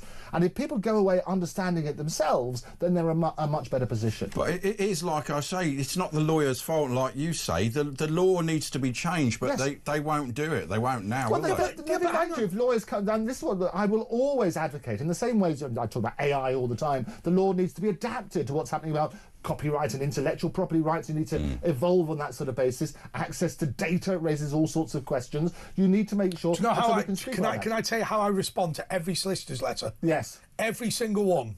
And this is not legal advice, Andrew. I was going to say, watch out. It's illegal advice. It is. And I've done this since the age of 18 when I had my first letter saying I was going to be sued for libel. Yes, what do you say? I always say, dear sir / madam, thank you for your valued correspondence. Yes. However, as a result of the number of letters Andre Walker receives, he cannot respond to them all personally. Oh, there you go. Regards, and then PP and get your mate to sign it. Oh, is that right? There you go. And I'll tell you the reason is because, first of all, if you'd have sued me for libel age 18, I couldn't do anything anyway. So I just thought, well, let's treat this with the contempt it deserves. Okay. And actually, I never got a second letter. Interesting. You're right. It shouldn't be legal advice, not the best advice, but interesting thought. Which is, I'm writing you a stinking letter because I think I can bully an 18-year-old. Yeah, and lawyers do that. And they have a horrible tactic of Friday night, we're going to send out the nasty letter so you have a miserable weekend. But they can actually start a high court. They can start a high court case anyway and cost you money, so you have to settle. The games that lawyers play to do that sort of stuff, and the horrible letters, you've got to do this by 4 o'clock, otherwise everything is going to collapse. I always quote the example, Jay Bright, the brilliant cartoon, which shows litigation written on a cow, and you have the plaintiff pulling the horns of a cow, the defendant pulling the tail, and the lawyer milking it. That is the legal system, and we've got to be very, very careful. The more we can encourage, and this is what the law is trying to do at the moment, and has been for some time, is to encourage people to come to a settlement. If you encourage people to agree things themselves, that's a great thing. Right, I want to quote the case. Go on then. Of Arkell versus Prestham. Okay, go for it. Are you aware of this case? Tell me about it. Go for it. Okay, Arkell versus Prestham is the one that you normally quote because wasn't it Prestham who told Arkell to F off? Right. And that was the summary of the response in the case. And apparently what you do is you say I refer you to Arkell versus Prestham, and apparently when you look that up, that means that Prestham told them to F off. Oh, there you go. Fantastic. So nice little reference. The other thing I love about lawyers is on the bottom of the Law Society dinner menus, they always put de minimis non curat lex. The law doesn't take account of trifles. So lawyers have sense of humour somewhere. It's got to be good. Right, it's the press preview, isn't it? Here's a press preview, and here's who our Daily Star, the headline on there is a £2 free shop at William Hill. The better one is JFK, though. Come on. Tornado storm of the century. That's coming up. Or maybe you had it yesterday. I think. Yeah, it's awful. And JFK, the file. Secret papers on JFK due to be revealed by Donald Trump will prove the existence of aliens and their link to the president's killing, claim UFO. Yes, the Star is brilliant at these wonderful headlines, aren't they? This is what happened. I was watching this. Is he going to release... Are we really going to find out? And the UFOs and everything, the drones flying around, that's gone quiet. The disappointing thing, and the Star are brilliant, never let the truth stand in the way of a good story. They've been brilliant at getting those headlines. I was watching this. It's like the National Enquirer, the American... Totally. It's also like the creator, the person who was the producer for the wonderful Jerry Springer show. This is where he came from, the two-headed man and Bigfoot's living in my fridge. All of that sort of stuff he came up with, because you're working on that basis. The Daily Star never fails to deliver, but don't let the truth stand in the way of a good story. They are going to release the files. It's going to be fascinating to see, because when you don't give people information, there's a vacuum, and all the speculation. Well, look at these drones as well that were flying around. He said from day one, is he going to tell us what it is? I mean, he's president. Well, you should do. There's lots of questions we don't have answered, and in certain channels you do get silenced because you're not allowed to ask those sort of things. What we say is sometimes online is the new front line. As you know, I host a programme called The Muckrakers, where we look at all shameless plug. We look at all these conspiracy. Who's your most famous contributor? No, I'm not going to tell you about Errol Musk, because I'm not even going to mention. Tick another one off the bingo card, the Andrew Eborn bingo card. I'm not going to mention Errol Musk or Charles Spencer or any of the others. Yeah, he's done the horseback trust thing. Yeah, he's done the... Andre Walker. I bet you're godfather now to somebody wonderful. Aren't you? I was seeing that. It's very good. He's a godfather now. Isn't that amazing? I saw that. Over. And all credit to him for what he's been doing and stuff like that, because he was almost arrested. And you should... Just to remind you that in order to marry Danielle, Maya Toosey has to convert to Catholicism. There you go. And so I messaged him about this, and I explained to him. So I am now I'm going to become his godfather. I saw that episode. It was lovely last night. I was busy with Kevin downstairs. You saw me wearing David Starkey's pinstripe suit earlier. I love David Starkey. Wasn't he great? But what I love about this particular platform, you can have a reasoned debate where you can turn around and challenge people. This is what you're going to try and do. We'll give them the airtime, because that's important. But what we're trying to do is... you've got to give them the airtime, because sometimes they can unpack the lunacy of what people are saying. And if you don't give them the airtime, you just put them down anyway, it doesn't work. So that's what I love. Try and find the middle ground. Try and find where there is a bit of consensus. And sometimes I love the road to Damascus moment. You can convert people if they listen to the argument. But I really think it's much more about people kind of having an understanding for themselves. And for me, look, JFK, at the end of the day, look, I'll tell you my view on JFK, honestly. When Nikita Khrushchev came to America, he said that his number one wish for the Soviet Union was it would be more like the United States of America. And JFK almost had a nuclear war with him. Yeah. One of the most incompetent and dreadful US presidents ever. And that's a low bar. Right, there's been some pretty awful ones. I mean, Joe Biden being particularly appalling.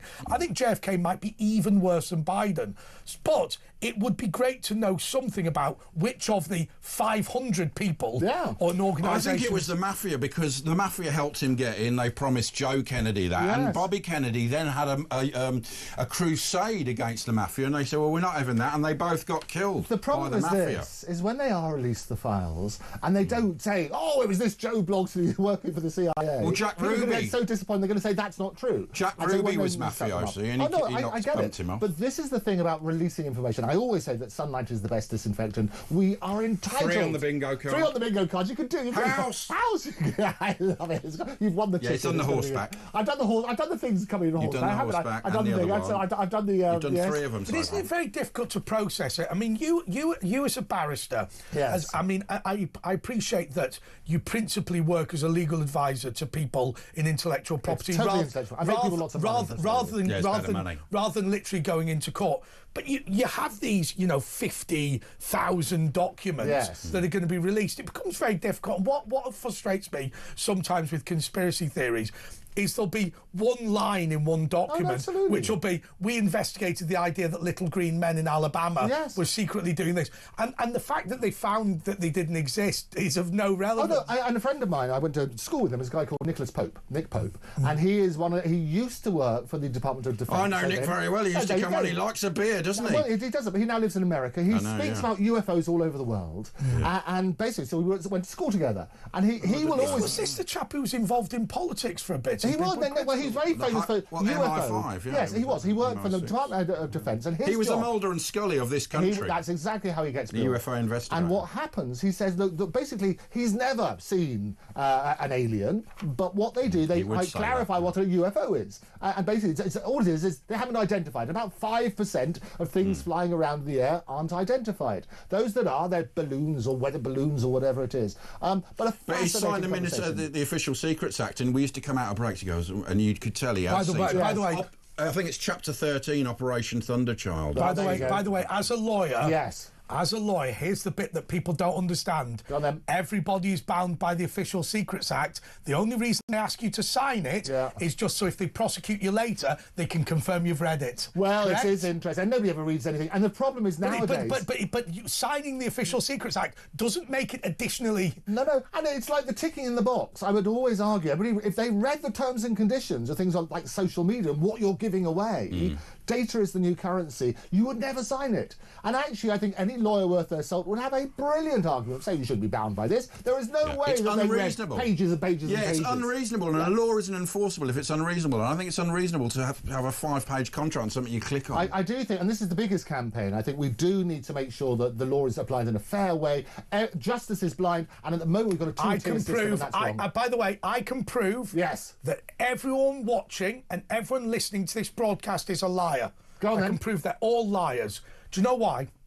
Because I saw some analysis of how long it would take you to read all the documents that when you get a new phone and say, I have read and understood. And my understanding is if you work 9 to 5, Monday to Friday, for an Android phone, it would take you 3 months to set up your new phone. So it's an unenforceable contract because it's unreasonable. Anyway, we've got to take a little break. We'll be back in 3 minutes.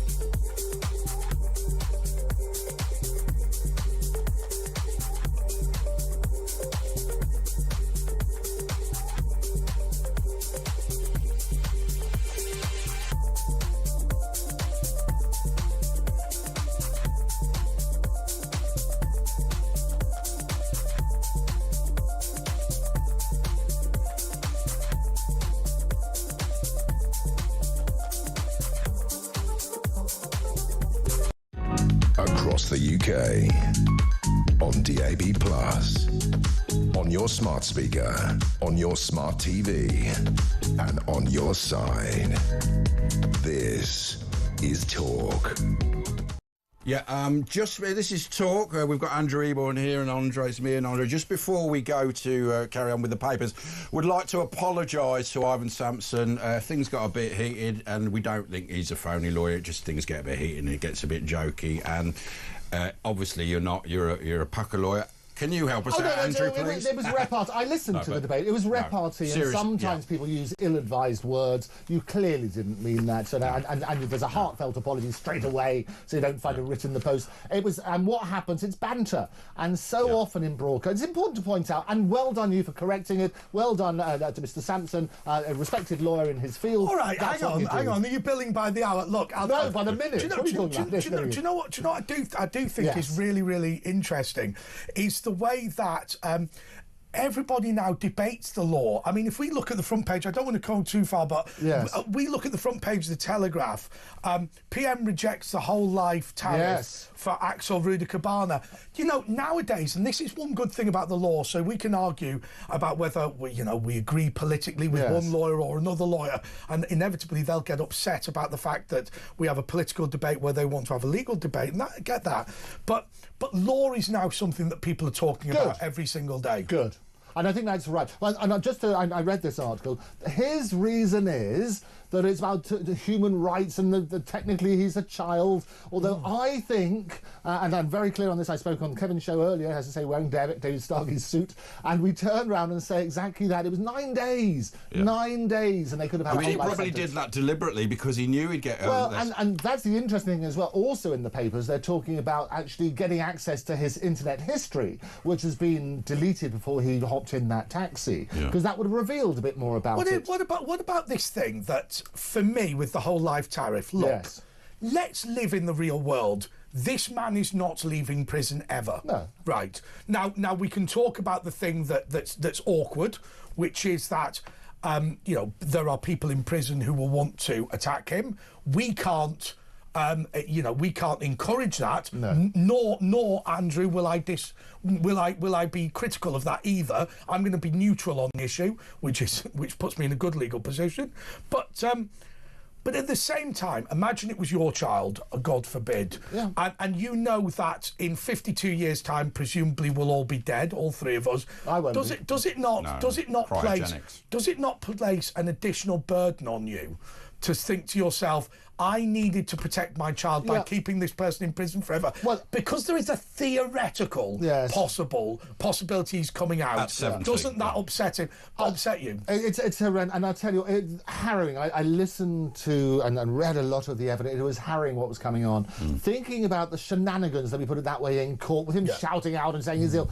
When you've got the victims' parents and relatives and friends there, the trauma that they were put through is abhorrent. Sorry, before you go any further with the point you're about to make, which I'm sure is a good point, but when you practice, sorry, not when you practice, what a stupid comment, but when you were representing people who were, devastated, whether it be their lives turned upside down or whatever, and you go into court, what do you say to these people about a court case? No, it's very well, you prepare them for this sort of stuff. How? Well, it's very difficult because nothing will bring back those 3 little girls and the people who've had their lives altered as a result. The trauma that the children, now you see what actually happened on that day, the trauma that those who witnessed it in any way will have for the rest of their life. Even those that heard about what happened. Even those that heard about it, even those distressed in the court, if you listen to some of the evidence, it's incredibly distressing. Nothing but nothing will rectify that sort of stuff. What you do as a lawyer is prepare people for the worst, if you like, as you talk them through, this is the process, you're going to hear a lot of horrible things in there. Fortunately, well, to one extent, fortunately, they didn't have a whole trial, because that would have been harrowing. That's so good, actually. Well, it's so good in one way, but also I was hoping is that you would get to unpack a lot of what actually happened and the things, and actually that we were told untruths, let me put it that way, in the press about terrorists and so on and so forth. What is coming out now is appalling. They're still trying to cover it up. They don't want it to come out. And this is what I say. They're talking now about getting access to the data about his computer. The evidence that we've had is already suggesting lots of failings. And the trite words that people use, well, we'll learn lessons. Well, that's pathetic. They always say that, and they obviously are can't. It's not enough. But It's what not about- good enough. People deserve better. Were you surprised with the 52-year sentence? Because a lot of people are saying he'll only get 25, 30. No, I'll tell you what. It's We've very never simple. heard what a sentence like that before. Okay, so and it was the longest that for somebody that age. The way that it works, I always talk In about history? This. Yeah, that's right. For somebody in that age, the way that it's worked, the Sentencing Act is what happens. It's all governed by that, and the idea is it's supposed to be a science. So any judge looking at the He evidence, explained it, didn't he? I've got to do this because of this, and that's there's what I say aggravating, and this is... with my favourite phrase about coming in on the trust comes in on foot and leaves on horseback. You can't fill the box twice. We can do it onto another sort of sheet. The principle is this. The principle is this. What are we talking about? I thought that was a rude joke. Andrew Eborn bingo. You can fill a box. There's two. I thought. Not now. But the reality is this. So what happens there is the tariff. So every judge is supposed to reach the same decision. And the way they say, look, somebody of this age, these crimes, what are the factors? Here's your starting point. Mitigation will bring it down. Aggravating factors put it up. So that's what they looked at and that sort of thing. So 52 years, it's the longest one that they had. He will be 70 before they can even consider. Before consider. And the thing is, when they talk about life, and just to be clear on this, he is sentenced to life. That's what it is, but it's not a whole life sentence. And the difference is that throughout the rest of his life, if he comes out, and the earlier, as I say, is in 52 years' time, he will always be on what's called licence, which means that if he misbehaves, and we had this with the drill rapper, remember that sort of very recent, he's back in prison. And you and to be fair, Andrew, you were very confident, even though you didn't want to predetermine the court. It was clear you were very confident the drill rapper was going to go back. Absolutely. And and this is why people say about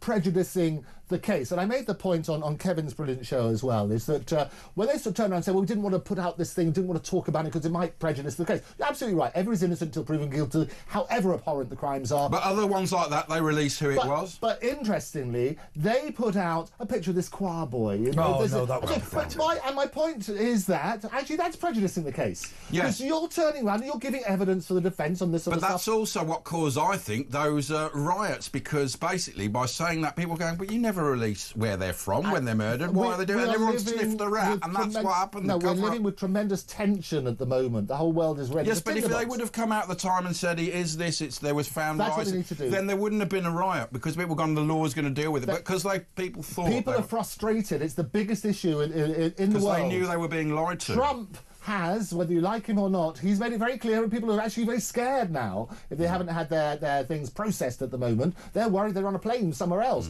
And he's been very firm. We need to be very firm. But that could never happen here unless they change the laws, unbelievably. We need to learn, just as they were saying, we need to learn some lessons from Trump in terms of let's be firm, let's communicate better to the general public who are not stupid. They deserve better. And the reason that these terrible things happen is because they're frustrated. They're frustrated that people are not telling them the truth. And so when you have a gap in it, you fill it with your own theories. And those theories may be wrong, but you will always find evidence somewhere in the internet to support your case. That's what we need to do, improve communication and build back trust.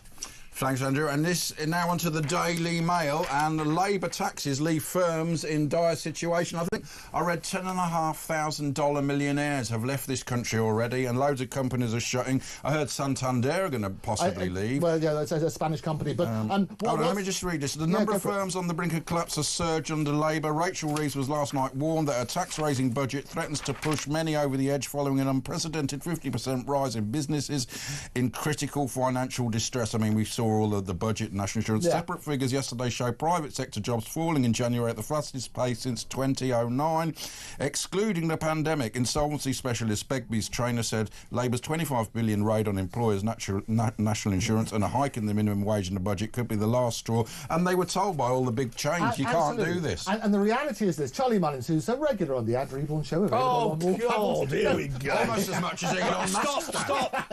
Stop. What we're going to do... That's not on the bingo card. What we're going to do from now on, yes, and we're going to ask the gallery to do this, we're going to get a sound that says bingo. Oh, no, we should do it. We used to have that. No, Charlie Mullins is a fresh one. He comes up with a new one each week as well. OK, what you've got to do... Yes. Everyone quiet. You're going to say bingo, but just wait. Yes. Bingo. OK, now I'll tell you what I'll do. If I also have a bingo thing, so I'll do it as well. Bingo! OK, Well, right, I don't, because I never say just like. You could just say house. I mean, it's got to be good. So that can't happen this week, but it can happen next Well, we week. look forward to that. We used to do that on Mike Graham's show. They actually had little stings. When we were in the big That's on studio his card. downstairs, I did that 3 times. It That was when Mike Graham was a nice bloke. Oh, no, Mike Graham's lovely. I He's like lovely.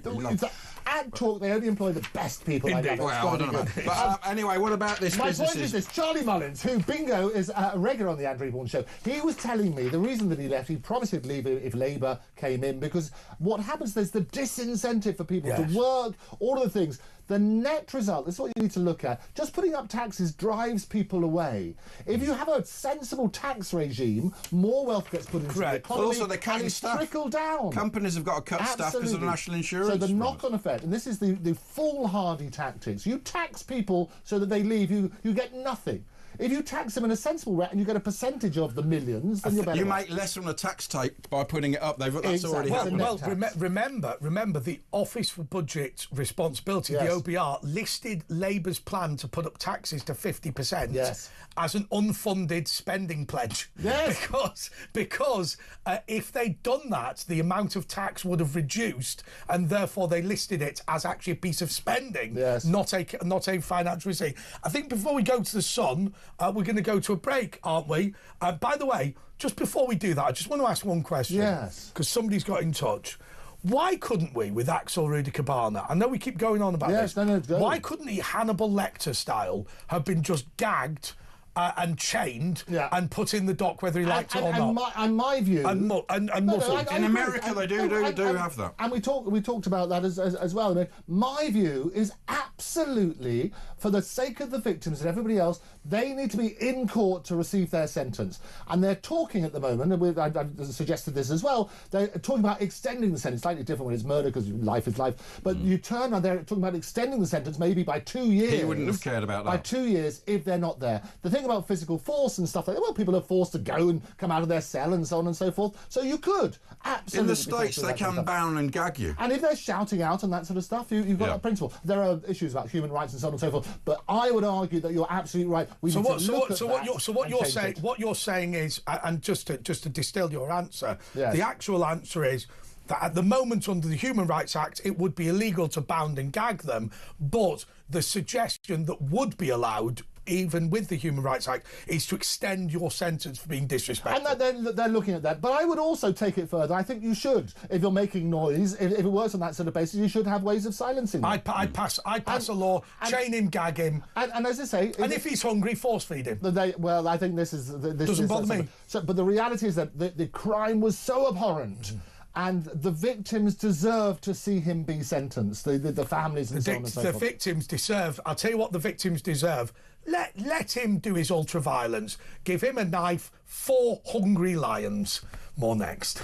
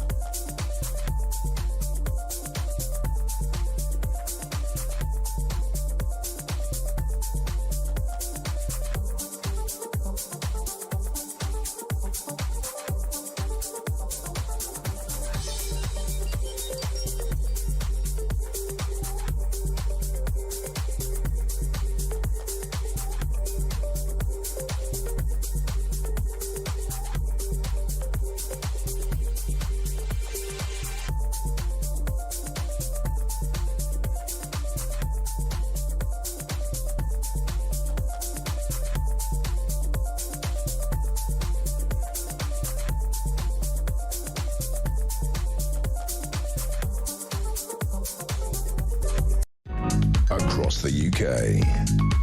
On DAB+. On your smart speaker. On your smart TV. And on your side. This is Talk. Well, we've had my good friend Ivan Sampson back on again.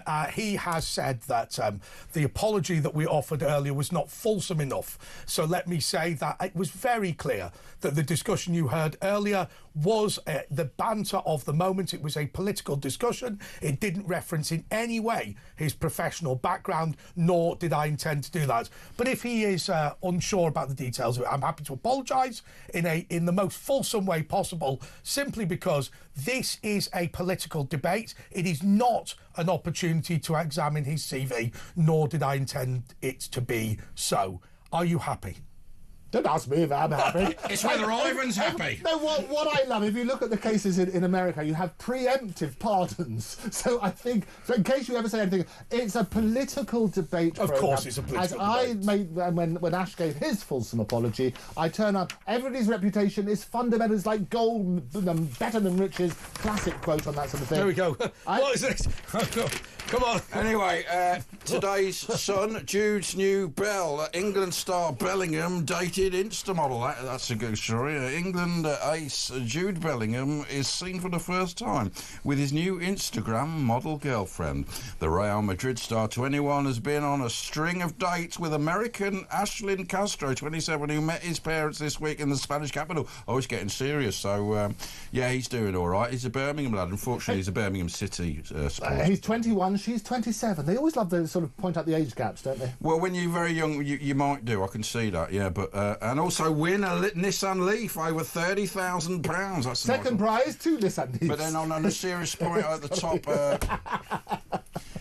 child. Sorry, that was a joke. I do apologise in case they'd like to sue. It's terrible. It's one of those sort of programmes. Anyway, I could say what lawyer might act for Nissan, but let's not do that. Let's not do that. No, they're brilliant cars. It's a joke.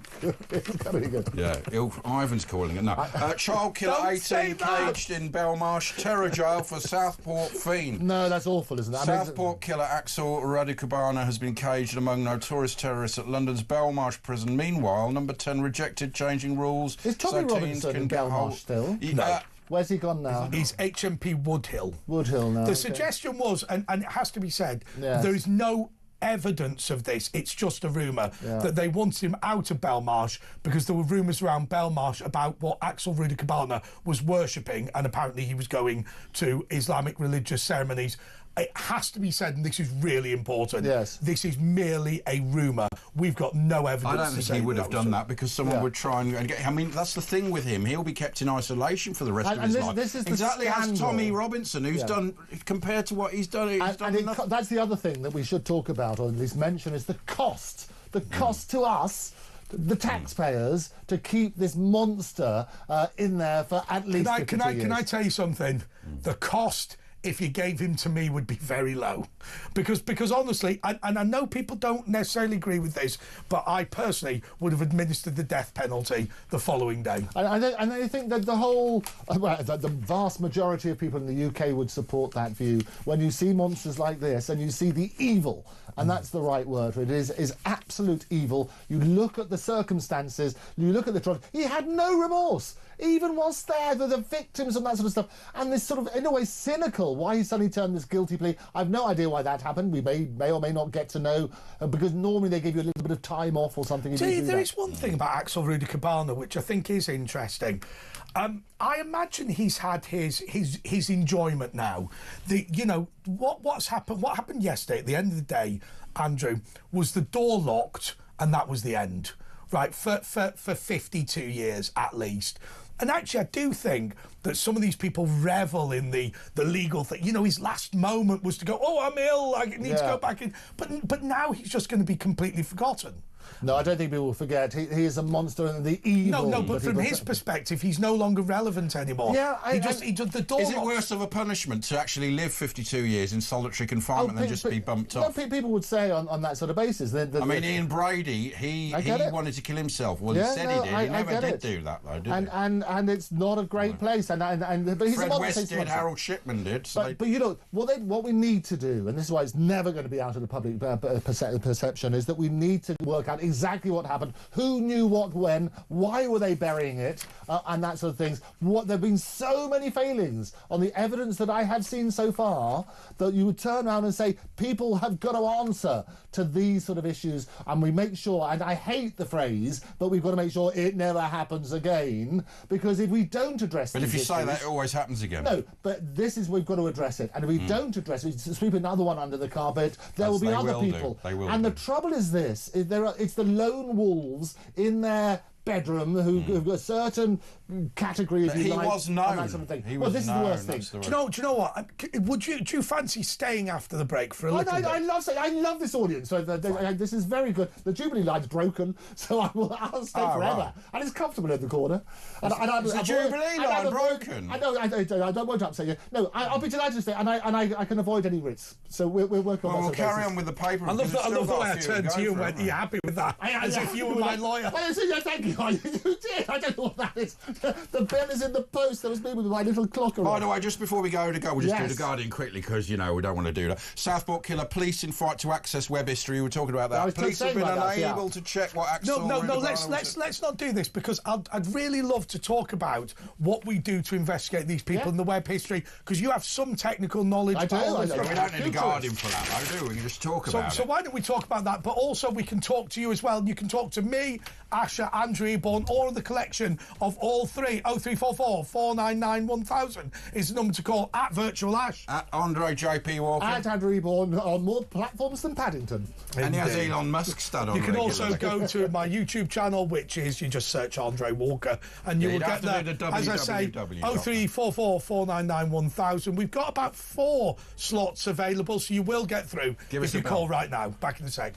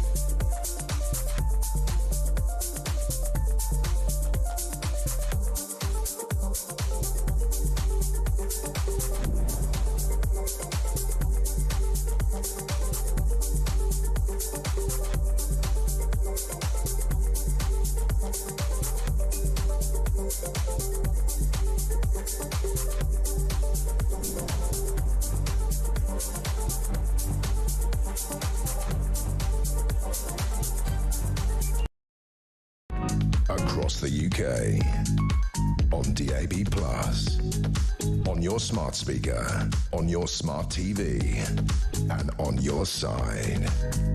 This is Talk.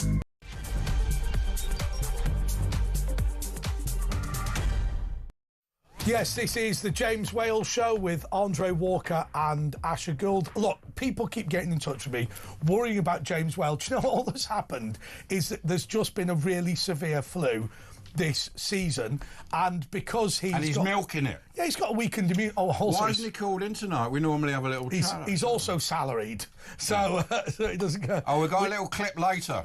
Coming shortly, yeah. But Andrew Eborn's with us. And love to James. He's such a brilliant broadcaster, and it's been some of the most glorious moments. No, he is.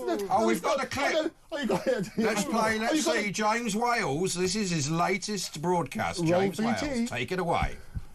Well, as you can see, I'm still not 100% or able to get in and do any work. I've been knocked out by this new strain of flu. Anyway, listen, guys, thank you very much indeed for all the mentions and all the trolling and everything. I love it all. But sorry I haven't been on social media very much over the past week or so. I have felt a bit... I nearly said shit. You've been a bit poorly. Yeah. You have been very, very poorly. But yeah. I can see some light at the end of the tunnel, some glimmers of the old you bouncing back. Yeah. God, I can't even get cross about anything much at the moment. No. See you guys later. Won't we, honey? Well, you haven't seen a cyclist for a while, so maybe that's something. Oh, maybe that's why, yeah. Yeah. Anyway, have a good evening. Thanks very much indeed to Andre as well for looking after things, and Ash for just, well... Lots of love, Ash and Andre. Yeah. Take it easy, guys. Bye. He's looking better, isn't he? He is, yeah. He's great. Next week. Can I just say a plug for his podcast as well, which he does with Lady W, with the Tales of the Whales, which anybody who's going through a similar thing, and he's got, as he said, it's a stage 4 cancer. Anybody going and it's about him going through cancer and what it's like looking after. And they're like 10, 15 minutes, and they're just snippets of what's happened in the week, and you actually hear about how it works. And if you think your life is terrible, it's actually so inspirational just to hear. You just watch James, you go, oh, your life's all right. The most important thing that everybody needs to learn from James Whale, the most important thing, forget the entire career and everything that he's contributed. The most amazing thing is this. His waistcoats. This man has had a year to live for years. I know, and it shows that technological innovation, many of which, by the way, he's raised money for through his head of Kidney Cancer UK, have kept him alive. Yeah, and what I love, anybody in the public eye who can talk about the things they're going through, it is such an inspirational thing for other people. I've known James for years. I grew up with him, watching him on the telly in the great programmes. You grew up with James Wales? Oh, he used to be my primary school teacher. With Nick Pope? With Nick Pope, all of that. That's the other bingo card. No, he's been brilliant. And what I love about it, and well done last year, going to his party, getting that MBE, the gong, the recognition, and a delight. Even though you weren't invited. Well, good old Charlie, he was there. I've got to say, people ask me about my relationship with James Whale. And the most important thing to say is there isn't particularly one. We get on quite well, but we've never been to the pub together because I only met him when he was quite ill and he wasn't able to do it. But he still goes to the pub. He was very kind to me in that he let me fill in for him, so I'm his understudy. But also I thought, well, I'll be kind to him and nominate him for an MBE, which went through. So and it was glorious. And we spent Christmas Day. We did the Christmas Day special with him, which was really wonderful. And I think praise where praise is due. He's a brilliant broadcaster. His history, which I know they keep repeating on the special James Whale, A Lifetime of Nighttime. We need to redo that. It's out of date now. Because he was expected to not be around that long. He will keep going forever. He's ruined that show. No, he's absolutely... I hope he's watching at the moment. Lady W's a legend as well. Well, he said that he wanted to live long enough for, first of all, his grandson to pass out of the Royal Marines. Yes. But then the MBE came along as well. Yes. And he wanted to live... And at one point, of course, the story about the MBE was that we had to have a second one. So he's got two. Yes, I know. Amazing. He had to have a second one. He's giving it to me. I'll wear it sometimes. And just to explain to everyone, so the second you are announced in the London Gazette, which is the legal paper, you are a member of the Order of the British Empire. Yes. And at that point, you can wear an MBE medal. Yes. No problem. But there's then an investiture, which is when the king or a member of the royal family gives you one. Sorry? Sorry. I think it was Prince William that gave it to him. Right. Do you need the cushion for that? So they give you the medal. He medal. out his sword. But of course, talking of old Charlie Mullins, who's an officer of the Order of the British Empire, OBE. I said, so we had to have a medal minted, which I've still not been paid for, by the way. Really? But okay. But we got the medal minted just in case we had to give it to him on his deathbed. But we lined up Charlie Mullins because Charlie Mullins is an officer of the Order of the British Empire. So he can do it, yes. Well, it's not he can do it or he can't do it. You're entitled to it either way. But I said, because of course Wales' first question when he got nominated was, do I have to live long enough to receive it in order to get it? Which wasn't. Well, the other positive thing, and I say it's great that we're talking about James Whale and how you pronounce his name every time with the S on the end. James Wales. Exactly. What I love about him, he actually had the suggestion, which I think is a great idea, that he was going to have 2 wakes. One whilst he's alive, so he can hear what everybody says about him, because he won't be there necessarily. And it's brilliant. Well, do you know? There's a great story about that. Yeah. The story of Alfred Nobel. Yes. The Swedish businessman. I think he was Swedish. Who? What happened was all of the press ran his obituary for his death, and what was amazing about it, and they all said what he wouldn't have expected them to say. This man invented dynamite. Yes. He killed 1 million people. Yeah. One of the worst men in human history. Yes. And what was amazing about Alfred Nobel was they were wrong. He wasn't dead. So he read all the obituaries and he decided that in order to shine up his reputation, he would create this phony award in order to make him sound like a man of peace. So he invented the Nobel Peace Prize, which, by the way, at the time, because he was so hated, you can't refuse. They send you the money whether you like it or not, and that's still true. I think it's £1 million, isn't it, or a million something? I think it is £1 million. It is £1 million, but there's no award ceremony because initially nobody wanted it. but it's amazing now. If you were to say, what is Alfred Nobel associated with? They would say peace. No, that's the thing to do, isn't it? Have that sort of wonderful legacy. Yeah, but you say peace, but Obama got the Nobel Peace Prize after having a massive war and killing, hundreds of thousands. No, that's not true. I will predict that Trump will get the next one. Well, he should with the That's not true. Yeah. Barack Obama received the Nobel Peace Prize having done nothing other than been elected US president. Yes. He hadn't. It was the Christmas, and he was going to be inaugurated in January. But that phony Peace Prize is just crazy. Well, and it's his relationship with Jennifer Aniston, of course. It's false. Although, can I give you a great? Barry might get a divorce from Mike. Can I give you a great piece of advice? I forget which year it is, but I always put on my CV. In the old days, it's a bit out of date now, where you used to put honours and awards and private members club 4 pages in your CV. He loves a title. Right. So of course I put honours and awards is something you used to have, and then also professional memberships. Yes. Which presumably you will still do as a barrister. I do lots of those. But I put down amongst honours and awards, and I think it was 2012, joint recipient of the 2012 Nobel Peace Prize. Right. But of course, what I then say is, along with every citizen of the European Union. There you go. So I forget what year it is, I think it's 2012, but if you were a citizen of the European Union in 2012, you were a joint recipient of the Nobel Peace Prize. Where's my medal? And so I actually where's my cut of the £1 million? I wrote to Jean-Claude Juncker asking for my percentage. Yes. And actually they wrote me a very nice letter back at the European Commission saying that they never intended to distribute it individually, the £1 pounds or $1 million. But they said, but even if they did, given that there were 350 million recipients in that year, it might get you a coal bottle. Well, exactly. You'll get half a penny and that sort of stuff. And he probably wrote back saying, we get so many letters, PP, signed by somebody else, work on that basis.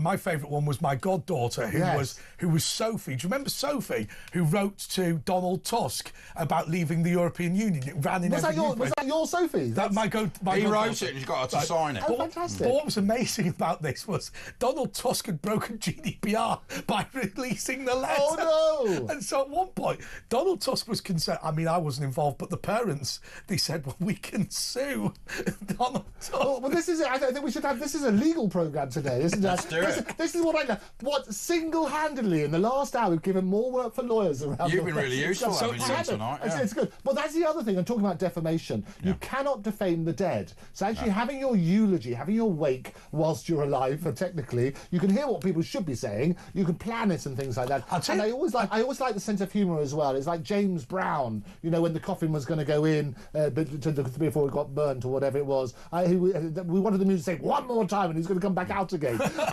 Those sense of humour. I feel good. Those sense of humour at those critical moments people need a release. It's really interesting that actually, because I think that when James Whale does die, and hopefully it will be a longer period away than a shorter period, I think that will be authentically James Whale. When he says that he's recorded a eulogy, that will not be what people think it is. Oh, I'm very sad or whatever. No, it'll be and another thing. But the other thing I said to him on one of the shows here in this very studio is that he can stay alive forever with AI now. It can take your voice and all the James Whale shows. It can replicate. We can have James Whale. So you could have a forever. James Whale's Tamagotchi. I know, exactly, but not just the Tamagotchi. They can present. Nowadays, this is what's happened. The seismic advance. I always talk this the other bingo card. I always say put the AI into Apparently Britain. there's a Michael Parkinson AI interview. But there will be. At the moment. And what's happening now, and they've announced that 100 billion is the investment in the States with these big data. By the way, I've got a lawyer friend of mine who disagrees with your legal advice. Oh, well, they're wrong. Right, okay. Here is what it is. So you said that years ago, I said that years ago when I was a kid, I signed a load of contracts at Granada Television. Yes. Well, if you're a kid, you don't have capacity, so that's the element. But what they said was, under 18. We are allowed to use your, and they weren't being nasty, it wasn't. Yes. But we can use your image, voice, and whatever anywhere in the universe by any technology, and it almost sounded silly. You said you wrote the contract later. I know, we rewrote it because what happened is they turned out the way that contracts used to work. They would say you get a snapshot, and I helped Cat Stevens, use of Islam. So we looked at some of those old contracts, for example, it's public knowledge now. You turn around and you look at the old contracts with Decca, and it would talk about the sound recordings of that particular time. And those days, these big heavy discs, nobody thought about CDs or other bits and pieces, and so the contract can only speak about the technology at that stage. Oh, that's what my mate said. So what then happens? Right. What then happens? Lawyers, that's why it's got to represent the proper thing. Lawyers then turn around and say, well, whether now known or hereafter invented. And that's when they started bringing that sort of thing. Any future way of showing your image. So that's one example. So those old contracts used to speak from the time, and now it's all changed. And now we also talk about, Elon's my mate, did I tell you his father's on my show all the time? Hey, bingo house! But he's now talking about populating Mars. So when they talk about on Earth, the territory used to be defined as the world. Well, now they talk about the universe. The contracts I signed was any technology now or to be invented in the future for until the end of time, anywhere in the universe. Yes. No, but there's more than one universe, and that's the other. So they made a mistake on that. Did you know he was Phyllis's stunt double? You said it so well. I don't know what you're thinking. However, I'll tell you what people did disagree on. Yes, they reckon you can't age my face legally. Well, that isn't. No, it's defamatory. The way what AI can do now, I always say question everything. You can have people say every photo you've ever done, every conversation you've ever done, we can fake it now, and they are so convincing. We've moved on from the Pope in a puffer, you know. But if that picture makes people, a reasonable person, think, oh, Andre's looking old, but he's not, and it affects his job, he can sue them. But hang on. Yeah. Can I bring this back to ordinary people listening to this? Because we've been self-indulgent tonight, but let me ask you about this. Yes. There will be a lot of people listening and watching this. Millions. Let me give you an example. I've got a friend of mine whose mum used to be a nightclub dancer. She wasn't a stripper. There wasn't anything dodgy. But she said, you know what? Imagine now I put that on Facebook and my son saw it at school or whatever.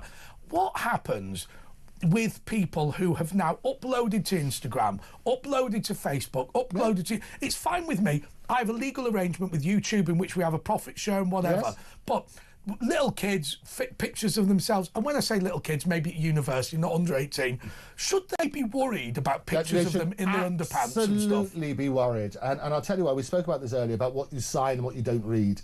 And the permission that you're giving is so wide that you're giving them permission to do that sort of stuff. The reality is, and I always say that data is the new currency. Your personal images, the photos that you post on anything, you have to work on the basis that every single one of those, everything you say, will get into the hands of the people you least wanted to get into. And so work on that premise. So don't post anything you don't want anybody you're working with. A child can be put on a sex offender even if they take a picture of themselves under 16. And there've been a number of those. Exactly, you've got a number of those sort of things. But also there's two things. There's one, the actual pictures. The other thing is they can now fake it. And you have, they've got bits about understanding, and that's the other thing I talk around, it's another bingo thing, around the world, is understanding what the technology can do. We can fake everything. But here's the thing that's amazing. Before we go to the break, let me just make a point which I think proves Andrew's point. It's something that Andrew knows already, but perhaps you don't know. You know, the reason why there's something called Getty Images, which we've all heard of, is that, what was it, J.P. Getty, I think the second. The son, He said, I don't think oil is going to be the big currency of the future, which my father was into. I believe it will be intellectual property. It is, he's right. Therefore, I'm buying up a catalogue of photos because I believe that is what will generate the power in the world. And it's happened in the music industry with Signosis and various other people. It's exactly that sort of thing. They buy Bob Dylan rights for $1 billion quid or whatever. So whilst Trump is drill, baby, drill, we could absolutely fill baby drill. But isn't it amazing? Get your catalogue. Isn't it amazing that the Getty family, okay, fine, it's the son rather than the father, moved from oil to intellectual property because data I think it was the grandson of the original. And that's what's going to happen, and it lasts generally 70 years after your death. I can tell you, revealed exclusively here, they're doing a computer game of Andrew Eborn's Fake or Fact. They're making a manga in Japan. Bandai Namco and Dentsu and various other people there are doing that, and I'll be licensing my image. That'll please everybody. And that will go on forever. But the 70 years thing is all right because they say, oh, well, you won't probably be alive. But it has affected Cliff Richard. He's furious. No, I'll tell you what's amazing. Yes. What is amazing for somebody, and this is a minority sport, so we'll move on. But what is amazing for somebody like me is that an Andre Walker show can continue to benefit my estate long after I've died. So what can happen is my children, grandchildren, like Bob Marley and Jimi Hendrix. And absolutely, and we do holograms and various things. And that was my John point. Lennon. That was my point to James Whale, was exactly that sort of stuff. Every show he's ever done, it can be done in his style. We can now with holograms. You could think you're still seeing James every single time. That's what they do. And you say it doesn't affect everybody. Everybody watching and listening around the world owns intellectual property, and that's the thing. So it does concern. Okay, so how can people? Okay, so if you're sat, so everyone talks about 15 minutes of fame. Yes. How can people sat at home now monetize their intellectual property? Well, very simple. And everything you write, if it's original to you, you're a copyright owner. Okay. Everything you draw works on that sort of basis. You are copyright owner. But should you prove it by emailing it to yourself or doing something? I think that sort of stuff. They all say, oh, put it in an envelope to get opened and sealed. I mean, the reality now, you've got digital fingerprints that you can work out where things are. So I've taken unknown people and made them millionaires on the basis of, and I have, on the basis of I don't disagree with you. I'm saying, what am I getting? I don't Where's our piece of the pie? I've avoided a defamation action for you already within you just saved your ass. I've saved your butt so many times. It's got to be good. No, that's the reality. Work out what you've got. Because every photo you've taken, work out, those photos will be used now. Everybody now, we're talking about, and this is what Elon always says, his father's on my show all the time. What he always says is that we are the media now. So people sitting at home, citizen journalists, all that sort of stuff, and his godfather, so you should get the cheeks done, or almost have. As well as the... I love it. And something about Mary, they're suing about the hair as well, that's another issue. The reality is exactly that. Everybody's a copyright owner, everybody owns intellectual property. We work out your rights and we'll help you. It's amazing actually, but it is also irrelevant to this show. So what we're going to do is we're going to go to a break and then we're going to take some calls. Back in a sec.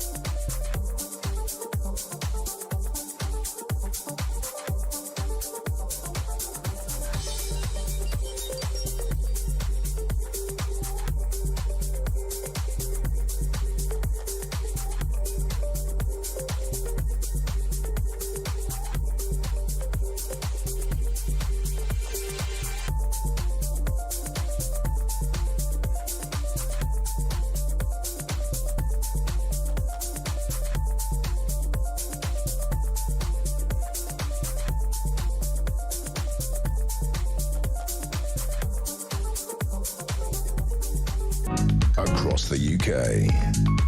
On DAB+, on your smart speaker, on your smart TV, and on your side. This is Talk.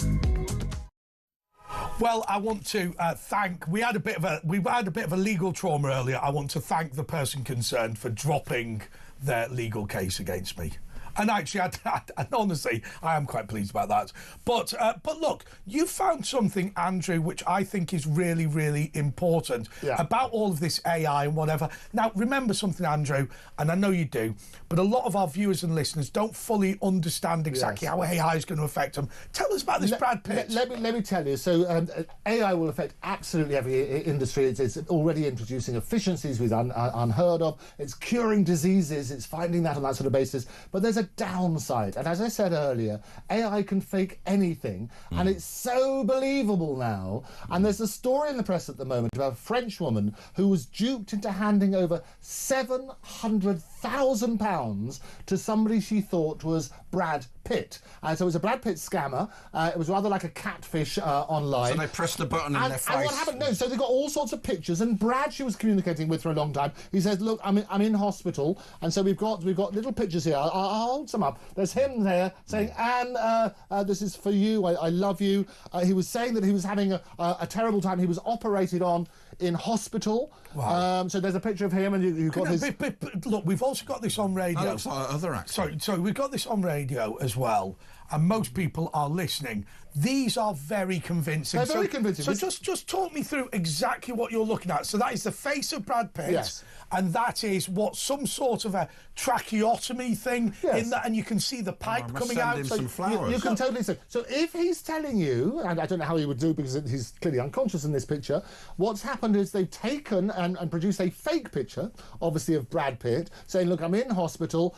This poor woman, she thought she was having a relationship with Brad, and he was in difficulty." And she left her husband and gave him the divorce settlement. Absolutely horrendous on that sort of basis. Brad Pitt should be a shot. No, now I'm confused. It wasn't Brad Pitt. And exactly. And then here we are. And this is Brad smiling. No, that is Brad Pitt, yeah. After he got the no, let's not cause confusion. After he got to the close 1 million. Let's not cause confusion. None of these are Brad Pitt. No, none of these are Brad Pitt. It's not Brad Pitt. And there we are. It says here she started having doubts when the star was pictured not in hospital with his new partner. So she saw other things. But actually, have doubts when Brad Pitt was contacting her asking for 700 grand. That would ring a few alarm bells. Can I just say one thing? Yes. Because I made a mistake once, and I've never been scammed. I've never been scammed, but I'll tell you what happened to me. And I've told this story before because I want people to understand that you're not stupid if you get scammed. People make mistakes. Yes. Also, in the early stages of dementia, people can become gullible. Yeah. Right, so I'll tell you what happened to me. I received a message from PayPal, or legitimately from PayPal, so always check, has it come from paypal.com rather than paypalvx1525.com/whatever, right? So always check anything that comes before .com or .co.uk is the thing to look at. Okay, so it had come from PayPal.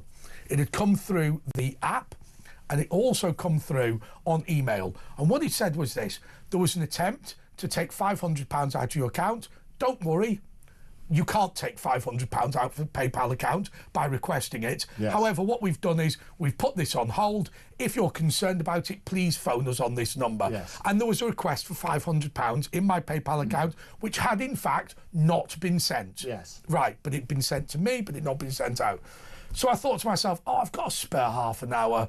You know what, I will help out PayPal security. I'll give them a call. So I gave them a call. And it was the usual thing, which was the very, very fast talking, in the Asian accent. Do this, do that, and then they said, right, there's an OTC come to your phone. It come from Amazon, and then they were talking about a Monzo account. And in the end, I said to the woman, I said, stop. You are a con woman. Yes. I don't know what I've got wrong here, but I've got something wrong. You are ripping me off. You are not from PayPal. Yes, well, and she hung up, and I shook with fear, changed all the passwords. Yes. Here was the thing. I'd made one tiny mistake. which is, yes, there had been a request for 500 and the message had come, but there is a system within PayPal where you can attach a message to a request for money. And so I'd made one tiny mistake. And it's so important to emphasise that actually... You're not stupid if you do that. And some people are scammed and they're too scared to admit it. So what I can tell you, if it sounds too good to be true, it is. Question everything. Banks don't phone you up and ask you for your password. You know, work on that and say, there's a scam going around with the Inland Revenue at the moment, saying, you've got to phone, otherwise we're going to sue you.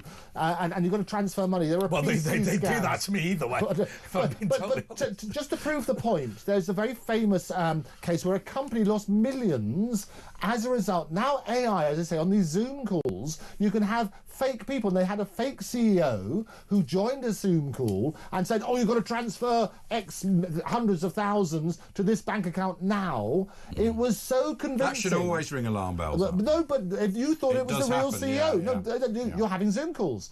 You think it's the real CEO. Now you can get relatives. So you can get somebody's child. You can get their voice, because that's all out there everywhere. Help, I've been kidnapped. You've got to send me this. It will be their voice as they phone up, and they're working on that basis.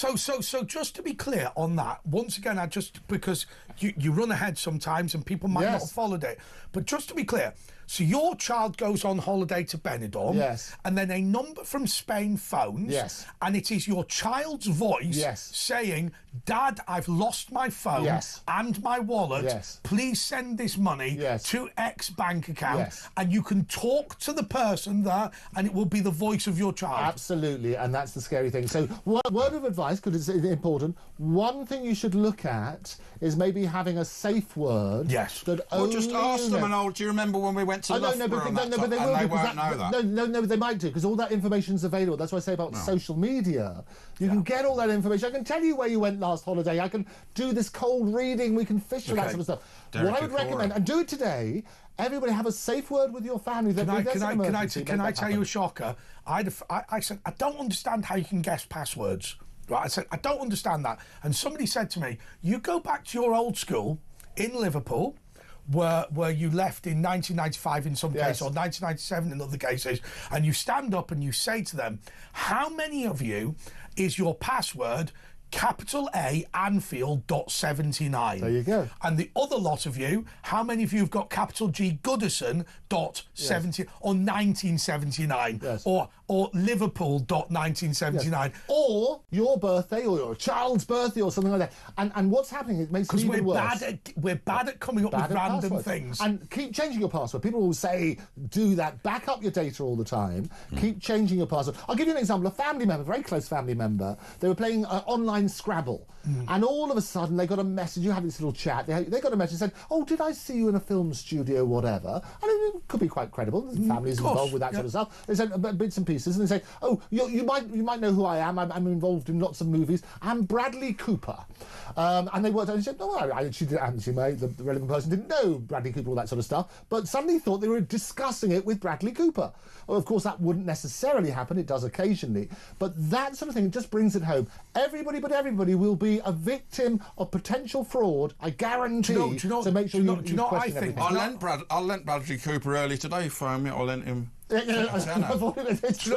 know? I think the best thing to do. So the safe word is a brilliant idea. Safe word is good. And never Geronimo. No, never email it. Never. Yes.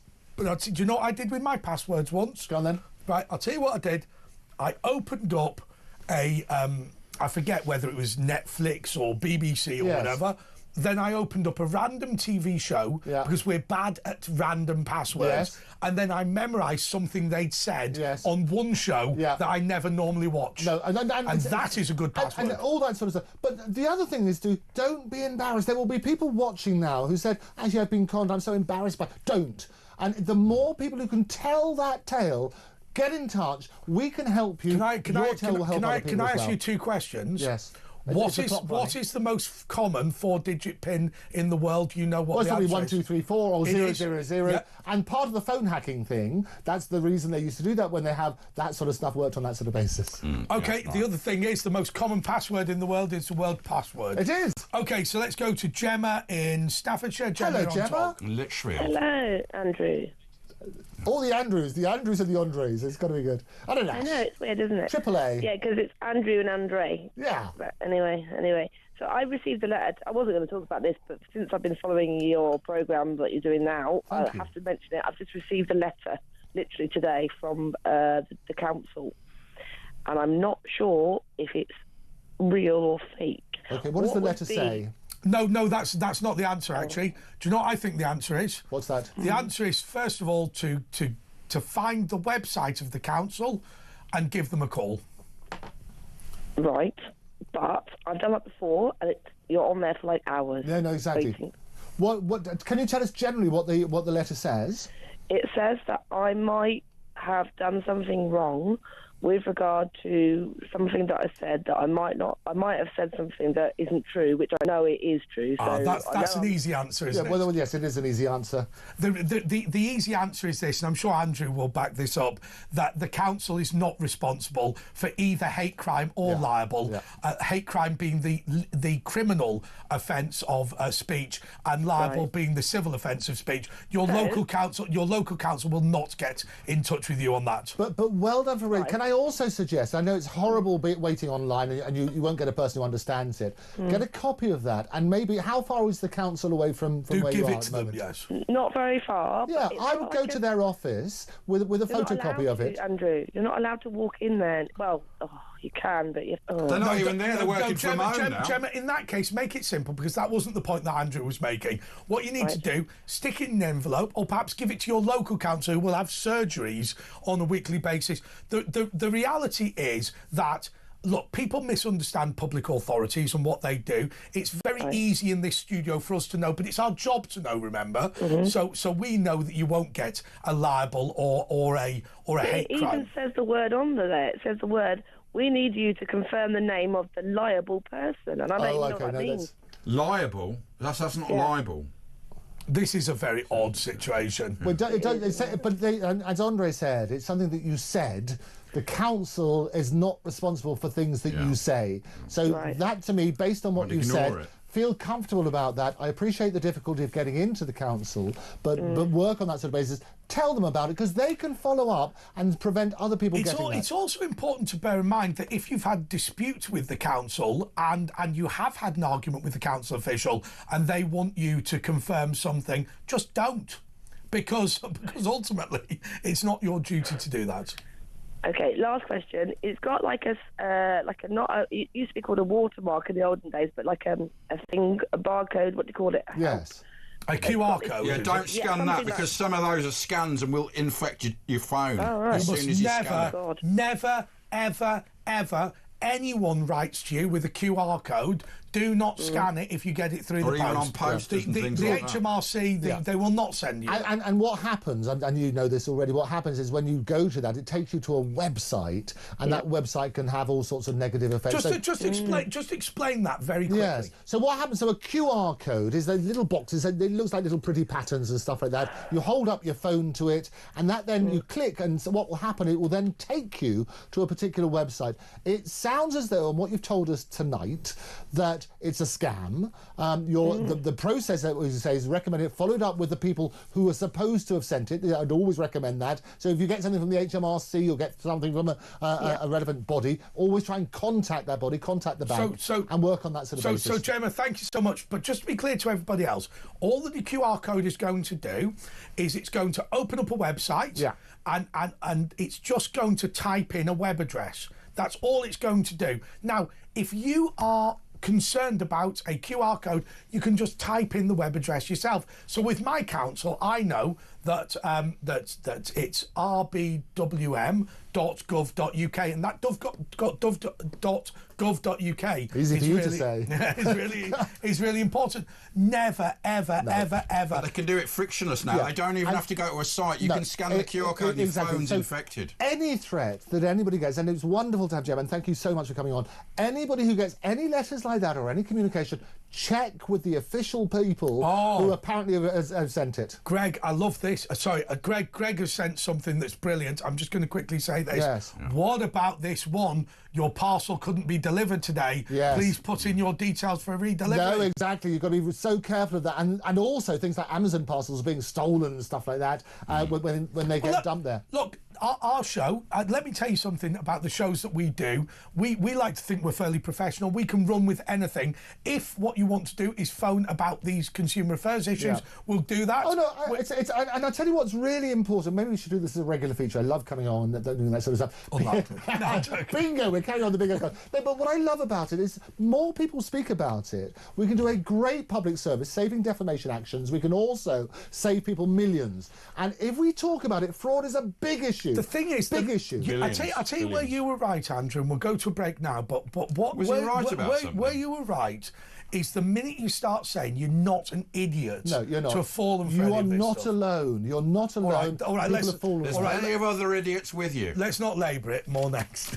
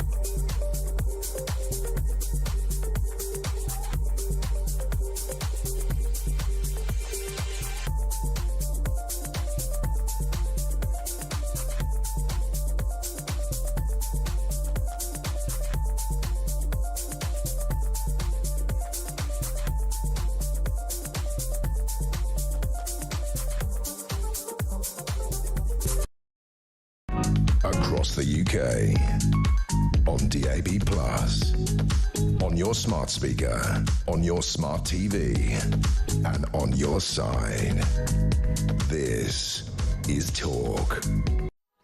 Okay, so as I said, we can talk about absolutely anything. So, Wayne, I don't know what you're going to talk about. Doesn't worry me. We've got Hello, Andrew, Wayne. we've Love to see got you. Asher, and we've got myself. Wayne, go for it. Andrew, thank you for being there this evening. Ash, you know I love you to bits. Andre, I think you are the Dr. Dangles, mate. Thanks so much. I really do. Listen, in studio tonight, you've had the 4 greatest minds. It has been absolutely gold, and I've got to pay homage to where it's due. Are you drunk, Wayne? Well, can I say this to you, Wayne? And Asher is always self-deprecating. Look, can I tell you, we genuinely love this country and we genuinely love the people in this country. And the reason that we've got people like Andrew Eborn and David Starkey is not because we've got the biggest budget in the world. We're not the BBC, but because we genuinely offer them the opportunity to talk to real people and to make a difference. That's why they come in. And I have to say, Wayne, I'm so grateful because appreciation is always appreciated. You always hear such negativity in social media and stuff like that. And we're happy to discuss anything. But when you can make a difference, it's really important. With yourself, Andrew, you alone have put my faith back into human kind. Now, when I think of a barrister, I think of a man. He's got a black coat on and he's got a white wig on, what may have nick, and not human. Yeah. You seem human. You seem approachable. I've never. It's good he seems like that. TV. And you, Ash, you are a great kind. I've been following for you. And Andre, I didn't think we'd ever get. I remember our conversation 4 years ago. You stood in for Krista. I remember the conversation, and in the way you introduced yourself, you said that you was referring to yourself. I am a very loud mouth talking person. I didn't say that. No, he's lying. You did. No, he's lying now. He's lying now. No, you did. And honestly, Andre, you are... That could have been the AI, Andre. Who invented the skip? And you see, you saying things that I want... That's what I want to know all day long and week in and week out. You guys can do it with the 4 hours. That's fantastic. But the slight problem, Wayne, is we need to get on and do that. So look, do you have an issue you want to raise? Yes, I'm sorry, can I ask the question you mean? Yes, go for it. Ask a question. Right, it's something you referred to with the great David... Starkey. Starsky. Starkey, regarding that you let people out of mental asylums, Margaret Thatcher, and David spoke over you, so I didn't get it. Okay, so let me explain what I was saying. So David Starkey advanced a point, and by the way, can I tell you one thing?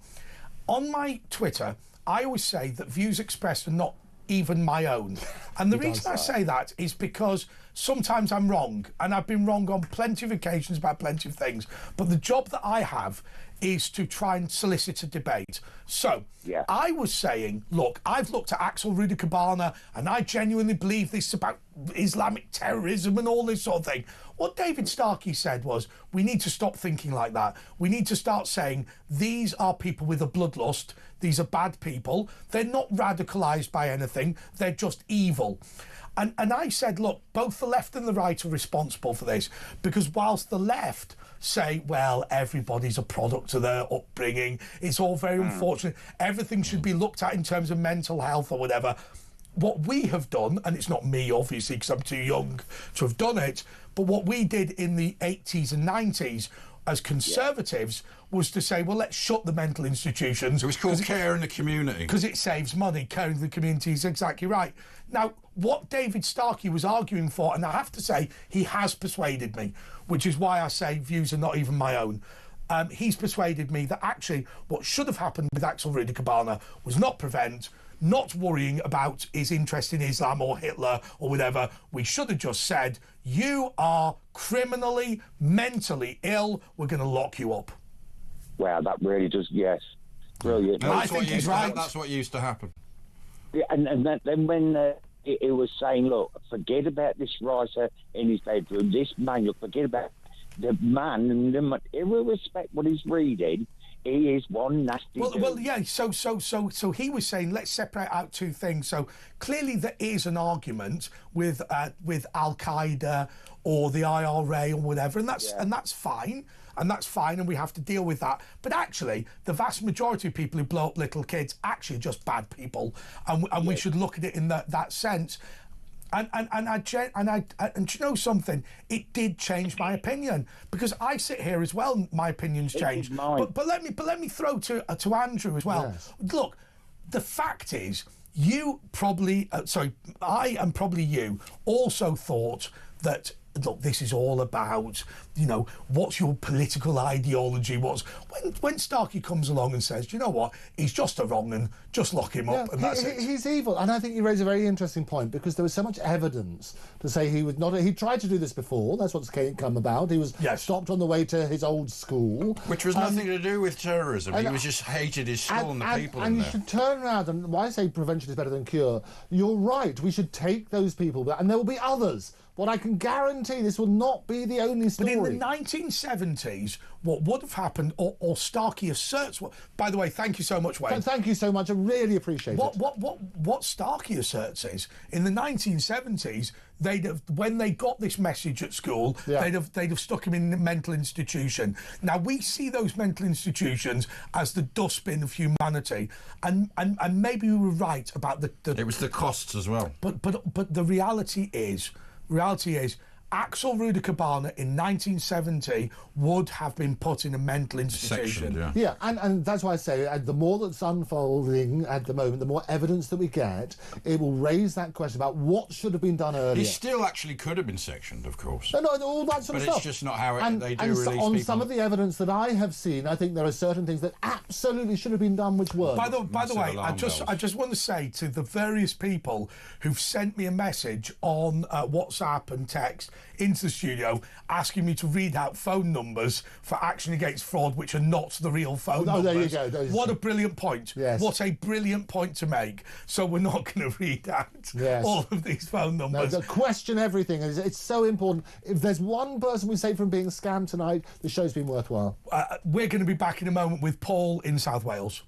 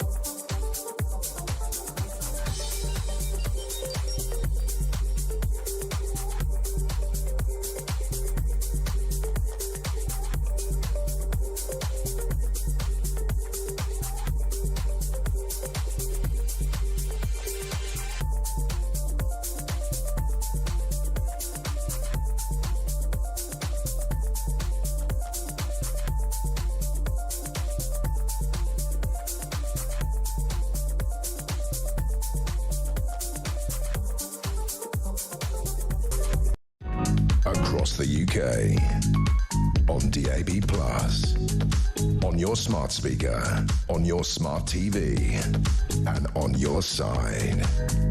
This is Talk.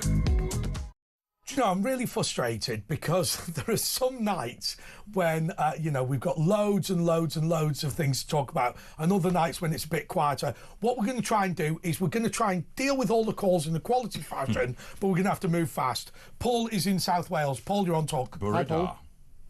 Hi, guys. A little bit disappointed because it seems to me the new format, since we've gone on to later on in the evening, you don't let the public speak enough. We only get through for the last 20 minutes. Yes. But, disappointed. You're going to drive people away unless you let the public talk. I completely agree, so let's do it. And we are running out of time. I agree with you. Okay. You're right. Yeah, I'm talking about this Radical Banana guy. Sorry if I pronounced it wrong. That's the one, yeah. Sorry if I said it wrong. I worked in the prison system, okay? This guy should have either been shot or hung, but let me guarantee you something. I hope to God, and it's eye for an eye, tooth for a tooth, that the prison service gentlemen that have to put up with these guys every day will turn a blind eye, hopefully, and let. Well, we can't encourage it or obviously condone that sort of thing, but no, of course. None of us will. So, Paul, you can say that, and what we have to do, my very good friend, is rebuke you for that and say that we are not in favour of that. Not at all. Obviously, that would be dreadful, wouldn't it? Yeah, I suppose, but the politicians... I think you get my point, Paul. Yes, I do. Politicians are to blame, mind me, because I don't mind being stopped and searched every day of my life if I have to be when I go into town. And what's wrong with that? And if they built more prisons, the Tories are the absolute... And change the laws. Like you say, it's the politicians' responsibility to change the laws according to what the public... Definitely. Can I ask you, Paul, we're going to have to run through this really quickly, and I know you've been waiting for ages, but I want to ask you this question. Do you just feel that this country isn't being run in a way that looks after you and looks after me and looks after your family? Definitely not. And I've got a granddaughter, right, and I worry about her every day of my life. Why? Because it's so unsafe, you know, and the killing of these 3 children, these 3 beautiful girls. I actually volunteered to go and stand outside my granddaughter's school with a yellow vest on, saying security out. It's not that we feel it. That is actually true, you know. Children are in more danger. We're all in more danger. I wouldn't say tourists come to London now, because you're putting yourselves in danger if you come to London. And Paul, it's so good that you're on. Can I ask you something then, because you've been part of this service. How do we rebuild trust in the justice system? Oh, goodness me, the politicians have got... I wish we had Donald Trump in this country, because... he speaks the truth. But his hands would be tied by the law. We need to get rid of these human ECHR, do our own human rights, have our own sovereignty. And you've been on the inside, so it's really valuable, your view. How can we do it? I know it's difficult, but how would you do it? I'm at a dead loss with it all. I've given up on the system, and the politicians have let us down for decades, and it's a disgrace. And I really don't know.